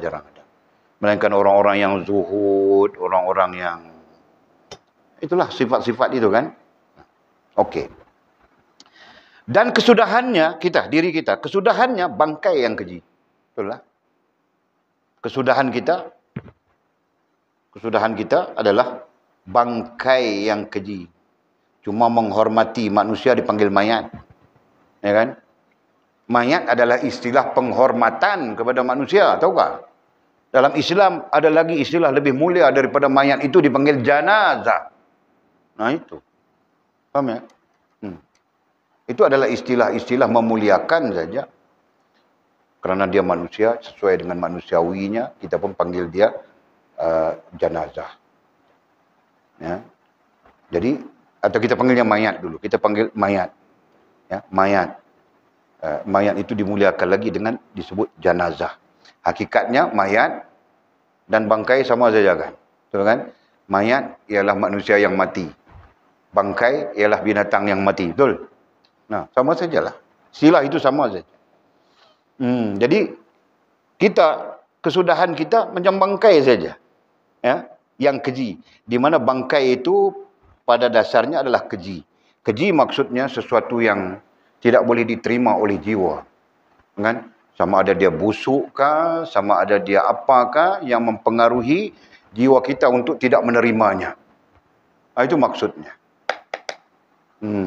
Dari mana ada orang mau terima bangkai? Ada. Sayang bukan main dia, kucing itu sayang bukan main. Ketika dia jadi bangkai, kau mau ambil kah? Lihat mau peluk yang bangkai itu tadi, yang busuk-busuk itu mau. Jadi itulah maksud keji. Kan? Jiwa kita tak boleh terima. Sebab apa? Sebab dia sudah jadi bangkai. Macam itulah. Ya kan? Dan itulah hakikatnya kita. Sama saja kita. Faham Arisa? Sama saja kita Arisa. Walid pun macam tu. Arisa pun macam tu lah. Kena faham agama. Sebab kita ni bukan apa. Itulah diri kita sebenarnya. Tidak ada lebih dengan siapa-siapa pun. Ya kan? Hanya sahaja yang lebih itu taqwa. Inna akramakum indallahi atqakum. Nah itu saja. Lebihnya dari sudut kejadian. Allah menjadikan manusia lebih daripada makhluk-makhluk yang lain. Apa dia sebut? Kita baca tadi ayat yang kita salah baca tadi. Surah Asy-Syams itu. Laqad khalaqnal insan fi ahsani taqwim. Nah itu saja. Ya kan? Adapun dari segi kemuliaan, ada makhluk jin yang lebih mulia daripada kita. Ya kan? Ada makhluk bangsa jin lebih mulia daripada kita. Ada makhluk bangsa lain yang wali pun tidak tahulah. Kan? Lebih mulia daripada kita. Okey. Kemudian, dan katanya, dan ia pada antara demikian itu menanggung akan tahiknah. Ini semua menunjukkan kita yang sebenarnya, kalau kita guna istilah usuluddin, lemah selama-lamanya. Yang maha sempurna itu Allah Subhanahu Wa Taala, sempurna selama-lamanya. Nah, justru istilah usuluddin itu lemah. Kalau kita pakai istilah yang sedang kita bincangkan dalam konteks tasawuf ini, buruk. Kita buruk selama-lamanya. Nah, disebutkan apa? Dan ia pada antara demikian itu. Apa demikian itu? Antara hidup dengan mati. Demikian itu hidup dengan mati. Hidup daripada mani. Kemudian penuh keluh kesah. Apa tadi? Istilahnya apa tadi? Serba tidak kena. Kan? Sepanjang hidup itu serba tidak kena. Kau tahu Kalina, kau daripada kecil-kecil kau serba tidak kena, sampai sekarang pun serba tidak kena lagi. Tahu tak? Betul kan? Atau habis sudah? Kalau habis serba tidak kena kau, wali sudah kau. Sama dengan Rabi'ah Adawiyah. Bukan Atul. Bukan Atul. Rabi'ah Adawiyah yang itu. Yang pada zaman Hasan Al-Basri itu. Nah. Masya Allah, tabarakallah. Faham Mirna? Nah, kalau kita dah habis. Nah, bermakna antara hidup kita sampai kepada mati kita penuh dengan keluh kesah, penuh dengan serba tidak kena itu. Kemudian mati menjadi mayat, menjadi bangkai, menjadi mayat, kan? Antara hidup kita, antara hidup sampai mati itu apa katanya? Dan ia pada antara demikian itu, ai hidup dan mati menanggung akan tai, bawa tai saja. Betul lah. Dengan bawa tai saja. Walid pun ada berapa kilo tak tahu dalam perut ini. Kalau berak mesti berat Walid kurang 2 kilo kah? Betul tak Sapuan? Faham Sapuan? Sapuan kalau berak mesti kurang 2 kilo. Macam tu lah. Jadi kita bawa tai, tahu? Faham mana dia? Dalam perut ada apa dia? Ada tai. Jadi kita dah bawa tai tu lah sepanjang hidup kita. Kan? Sampai kita mati. Itulah dia. Dan ia pula, ia manusia, ia hamba, ia manusia. Pada antara demikian itu, antara hidup dengan mati tadi itu, menanggung akan tai, duk bawa tai. Cakap orang Kedah lah tu, duk bawa tai. Bawa saja tai itu, betul kan? Betul lah. Itulah kita. Nah, Walid pada dasarnya musannif cakap ini memberi kesan kepada Walid. Walid pun, kalau kita tidak sedar diri lagi, inilah kita. Inilah kita sebenarnya. Yang digambarkan dalam konteks tauhid tadi, konteks akidah tadi, lemah selama-lamanya. Ya kan? Nah, tai itu terjadi sebab makan, betul? Nah, makan itu adalah lambang lemahnya kita. Kena makan, kalau tak makan tak boleh, betul? Nah, kita pun makan. Makan, minum, makan pisang, makan nasi goreng, makan roti canai, makan apa segala yang boleh makan, semua kita makan, betul? Nah, makan itu akhirnya jadi apa? Jadi tai, betul? Nah, bawa tai itu kita. Begitulah, sampai mati. Allah. Jadi sedarlah diri kita. Maksud musannif ya, sedarlah diri kita. Untuk apa kita sombong-sombong? Apalagi mengambil kesombongan itu, kita ambil hak mutlak Allah SWT. Nah, itulah maksudnya. Okey, boleh laju, cepatkan saja ya. Allah. Dan bahwasanya asal ketiadaan, asalnya ketiadaan. Kemudian dijadikan. Nah, sedar lagi, ini termasuk kesedaran. Ya, bahawa asalnya kita ketiadaan. Kita asalnya tiada. Asalnya tidak ada. Nah, itu satu kesedaran penting itu. Kita asalnya ketiadaan, berarti asalnya kita tidak ada. Kemudian dijadikan oleh Allah SWT. Ya. Kemudian dijadikan akan asalnya, di mana asalnya kita daripada tanah. Asal daripada tanah. Kemudian dijadikan akan dia sendiri.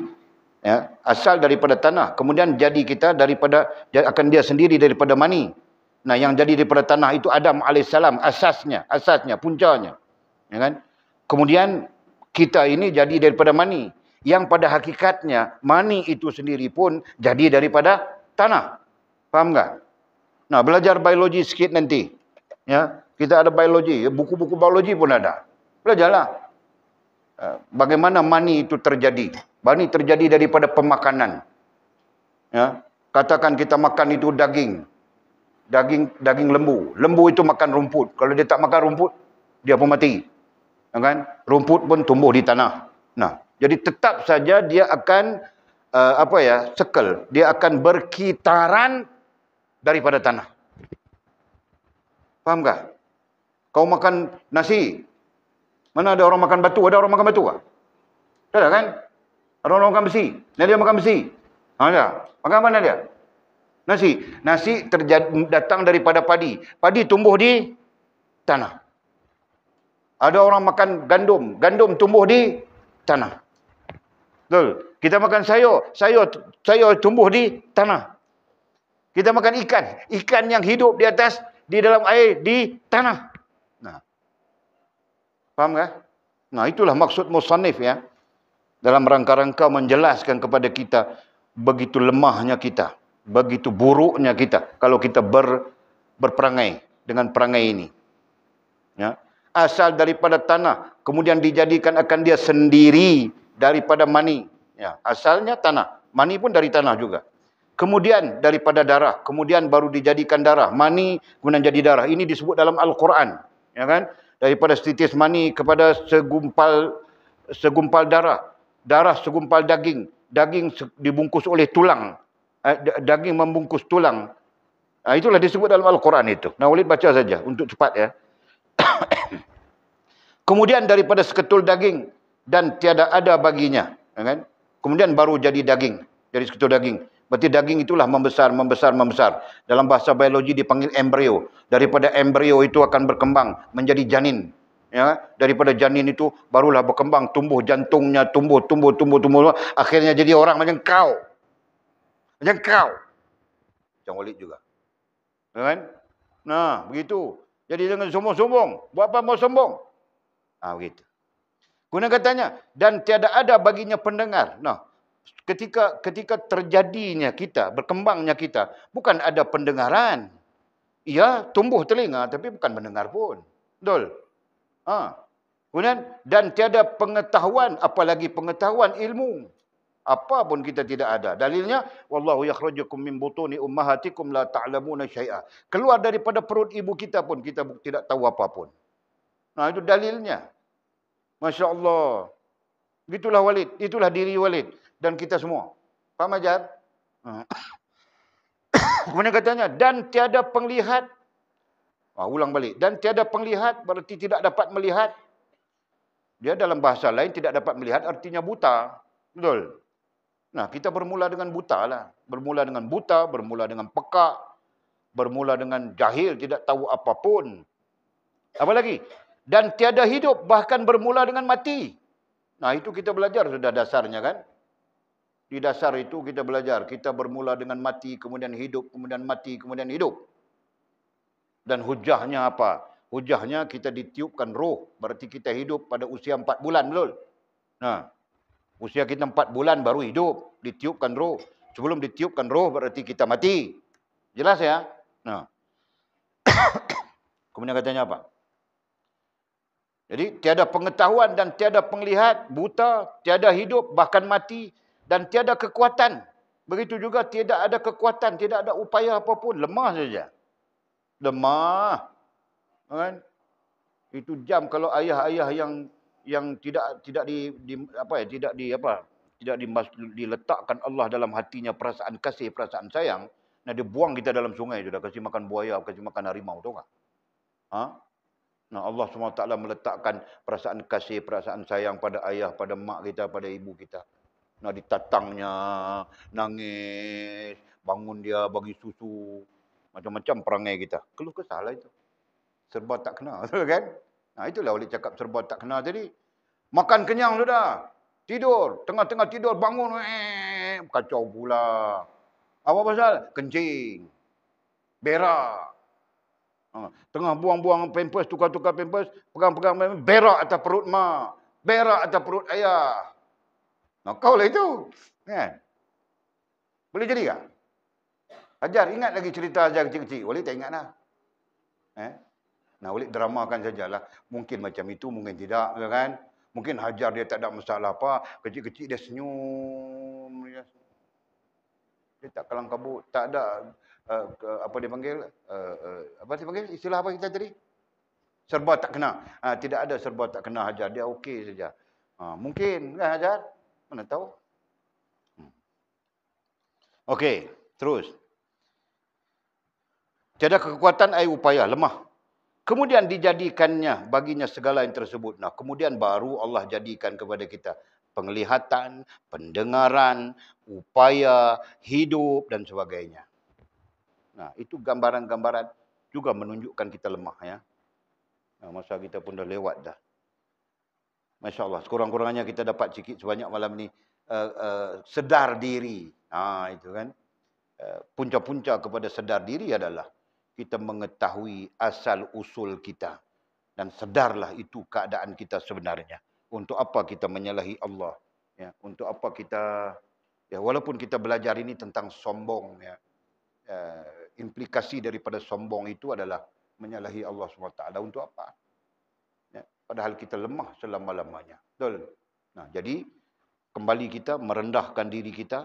Ya, jangan sombong, jangan ada sombong, merendah diri kita terhadap Allah, terhadap agama, terhadap sesama makhluk, dan sesuai dengan keadaan kita, belajarlah supaya kita mengetahui ya apa-apa yang terkait dengan Allah Subhanahu Wa Taala. Okey, faham ajar ya? Nah, mudah-mudahan Allah melimpahkan kita rahmatnya, mengampunkan dosa kita, dan menuntun, membimbing kita sampai kepada tujuan kita, sempurna hubungan dengan Allah SWT. Amin ya rabbal alamin. Okey. Kita berhenti setakat itu dan kita akan sambung dan bahawasanya mengerasi akan dia oleh penyakit. Itu. Summa qala wallahu a'lam.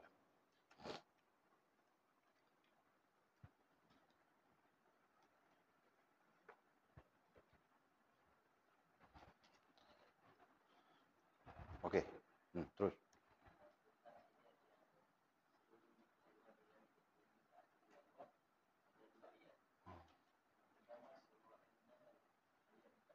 Baca ayatnya.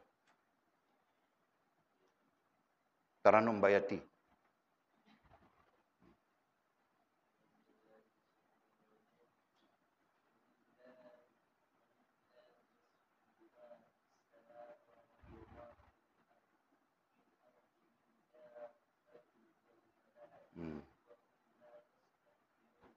Okey.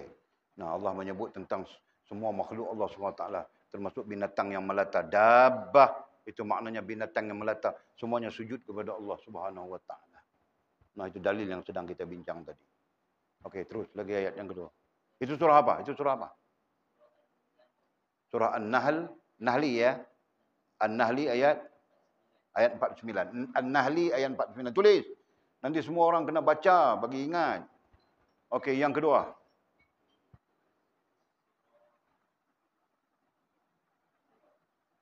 Ar-Ra'du. Sebut du tak apa. Dia sebenarnya ar-ra'd saja, ya, tapi bila kita baca dengan wasal jadi ar-ra'du, baca.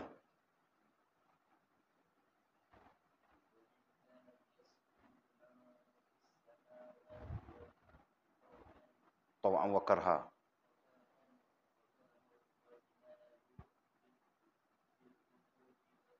Asal. Okey. Bil ghuduwi wal asal, ya. Nah, itu surah apa tadi? Ar-Ra'du ayat 15. Ar-Ra'du ayat 15. Nah, maknanya seluruh makhluk itu taat dan patuh kepada Allah SWT, sama ada sengaja maupun terpaksa. Taw'an wa karha. Ya kan? Taw'an artinya sengaja. Karha artinya terpaksa. Semuanya sujud pada Allah. Nah, itulah gambaran-gambarannya. Kecuali jin dengan manusia. Ya, ada yang mengingkari, ada yang ya, puncanya adalah sombong. Puncanya adalah sombong terhadap Allah SWT. Jelas ya? Okey. Okey, good. Bagus. Habis ya? Nah, okey.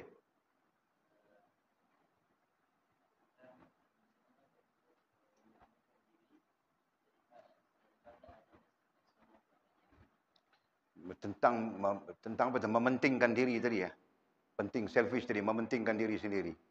Nah, sifat mementingkan diri sendiri ini sebenarnya dia datang daripada sombong itu jugalah. Kan? Kalau kita mau cakap panjang lebar lah. Tapi kita ringkaskan ya. Kenapa dia mementingkan diri? Apa sifat pentingkan diri itu? Maksudnya dia tidak melihat keperluan orang lain. Karena itu salah satu sisi. Dia tidak mementingkan orang lain. Ya. Contoh, kalau dia makan dia saja. Dia kira dia saja. Orang lain ada makan, tak ada makan, dia tidak peduli. Nah, itu contoh mementingkan diri sendiri. Macam-macam lah. Kalau kita di sini, kita ada khidmat. Kan? Dia kira mau tidur saja. Nah, itu berarti dia pentingkan diri sendirilah. Kan? Tentang itu boleh rasa ada dalam kitab kita ini pun ada nantinya. Boleh ingat sama ada sudah lepas ataupun ke depan lagi. Tapi ada ciri-ciri berkaitan dengan pentingkan diri sendiri itu. Nanti kita bincang panjang itu rentang. Okey. Nah, lain. Terus yang lain dulu. Yang mudah-mudah dulu apa? Iblis, okey.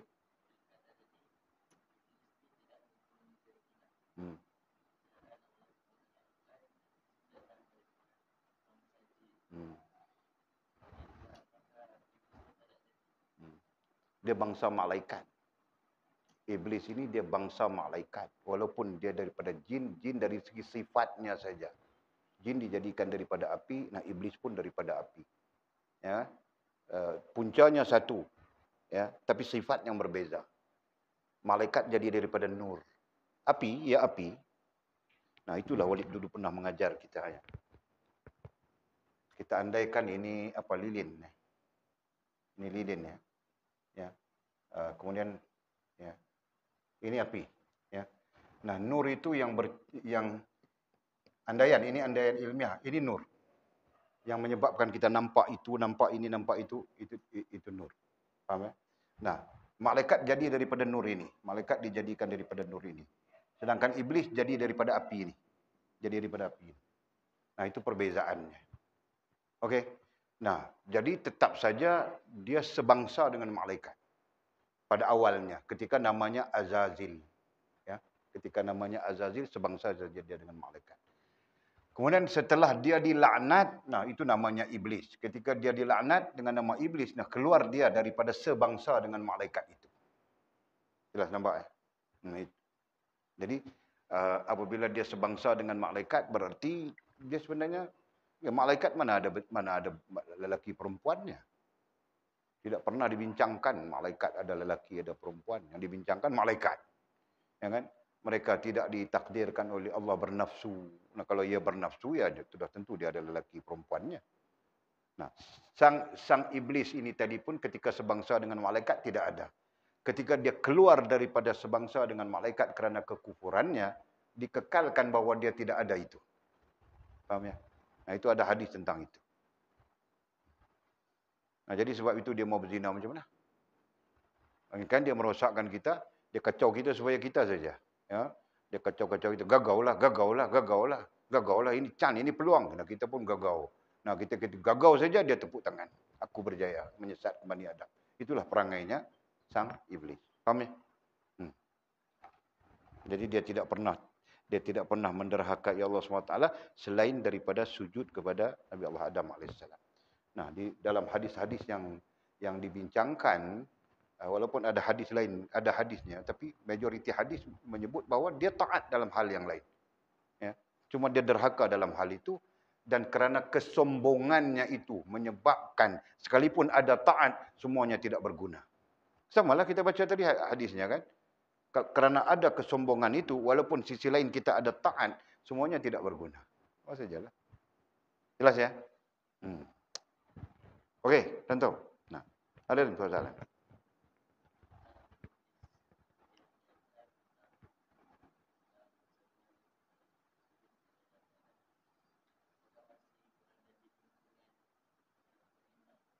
Macam mana?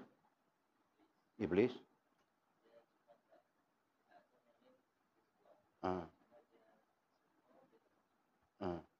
Nabi Adam AS. Okey? Tidaklah. Aba wastakbara wa kana minal kafirin. Kerana sombongnya itu menyebabkan dia termasuk dalam kelompok yang kafir. Nah, ini berarti iblis itu sudah dikafirkan oleh Allah Subhanahu Wa Taala sendiri. Allah Subhanahu Wa Taala sendiri yang mengkafirkannya.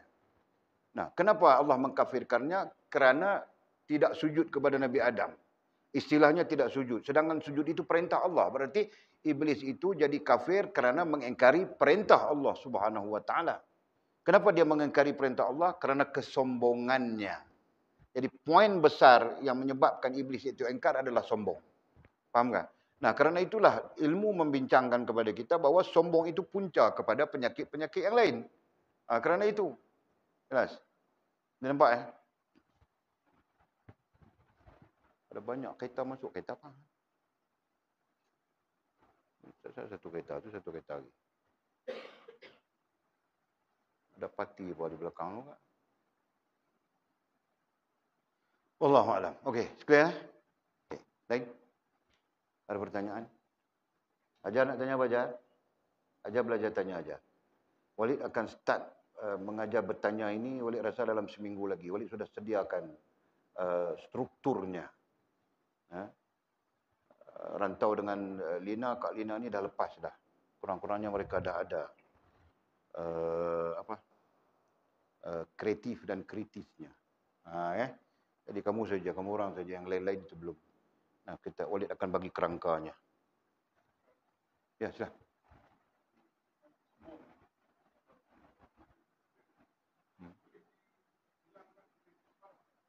Boleh? Okey, maksudnya untuk menyelesaikan kesilapan kita atas nama sombong ini, boleh tak dengan kafarah? Boleh. Boleh. Mazhab Abu Hanifah banyak sangat bincang tentang itu. Ya, boleh. Tapi dengan kesedaran dia lah. Maksudnya dia dengan sedar dia, aku tersalah dalam hal ini, ataupun secara umum dalam hal ini, nah dia buat sesuatu sebagai kifarah terhadap hal itu, boleh. Dalam mazhab Abu Hanifah banyak. Tu yang saya dah sebut mazhab Abu Hanifah tadi.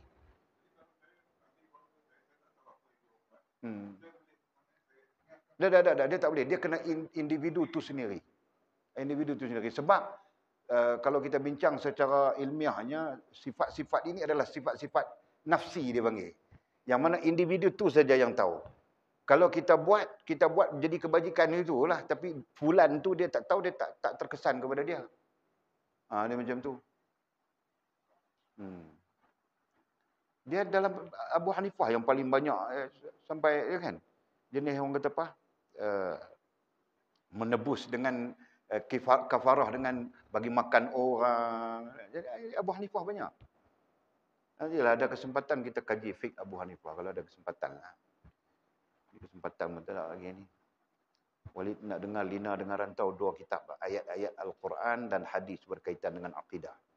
Itu belum keluar lagi kan? Ada bagi teksnya kan?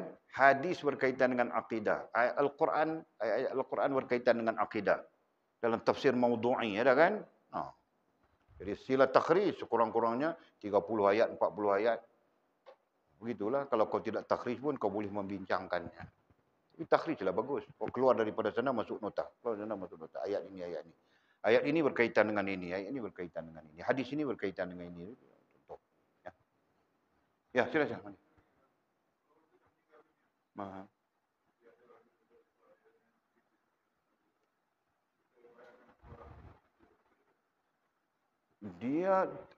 Dia kifarah ini secara khusus mesti dilakukan oleh individu itu secara sedar. Secara sedar. Maksudnya dia tak boleh juga ni kifarah aku, dia bukan sedar apa pun. Tak boleh juga. Kan? Maksudnya antara syarat dalam hal kifarah itu ialah dia sedar. Maksud sedar itu sekurang-kurangnya dia sedarlah salah dulu dia tak bagus dan sebagainya. Sekurang-kurangnya. Masa dia hidup lah. Jadi bermaksud kalau dia dah meninggal, dia tak ada kifarah dah. Dia tak boleh nak buat dah dengan benda ni sebagai kifarah, tak ada dah. Kalau kita buat untuk dia boleh tak boleh, itu persoalan kan. Dia tak boleh sebab dia syarat kafarah itu ialah sedar. Jadi kita buat itu jadi apa? Kita buat itu jadi kebajikan kepada dia sajalah. Contoh kita buat kenuri katakan. Kita buat kenuri itu kita niat ini kebajikan fulan bin fulan. Jadi benda tu jadi kebajikan saja. Dia tak jadi kafarah tu. Dia ada beza tu kan. Kafarah untuk sesuatu tu dia tak jadi. Dia tak berlaku. Jadi mudah-mudahan saja dengan kebajikan itu tadi akan menghapuskan kesalahan-kesalahan itu. Dari sudut itulah. Dari sudut itu. Tapi spesifik kafarah ini untuk hal ni dia tak berlaku lah. Dia tak berlaku. Sebab kafarah ini dia punya syarat dia mesti sedar. Contohnya kafarah apa ya? Kafarah sumpah. Ya kan? Contoh kalau kita bincang dalam fiqh tu kafarah sumpah, ketika dia nak menyelesaikan, contoh dia nak bagi orang makan, 30 orang makan. Ini sebagai kafarah sumpah. Dia kena sedar bahawa sumpah benda tu dia salah, benda tu tak betul, benda tu menyalahi. Dia kena sedar benda tu. Barulah berlaku kafarah tu. Kalau tidak, tak berlaku kafarah. Dia jadi sedekah, dia jadi infak, jadi sumbang, apa sajalah yang terkait dengan hal tu. Begitu saja. Jadi maksud mudahnya kita nak faham, syarat sesuatu kafarah itu mesti individu itu yang lakukan dan di bawah kesedaran diri dia. Kalau dia tak sedar, dia tak boleh. Ada juga dia buat ni saja kafarah.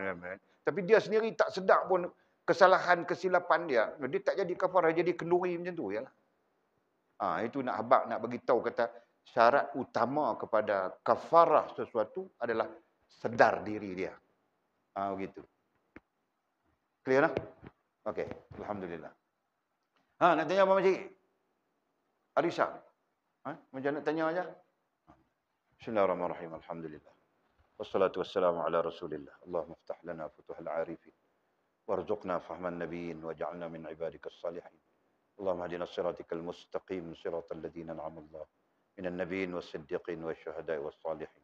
Allahumma rabbana iftah bainana wa bain qaumina bil haqq wa anta khairul fatihin. Allahumma a'inna ala dzikrika wa syukrika wa husni ibadatik. Allahumma faqihna fid din وعلمنا التأويل. اللهم فقهنا في الدين وعلمنا التأويل. اللهم فقهنا في الدين وعلمنا التأويل. وصلى الله على سيدنا محمد وعلى آله وصحبه وبارك وسلم والحمد لله رب العالمين. تقبل الله منا ومنكم. أقم الصلاة.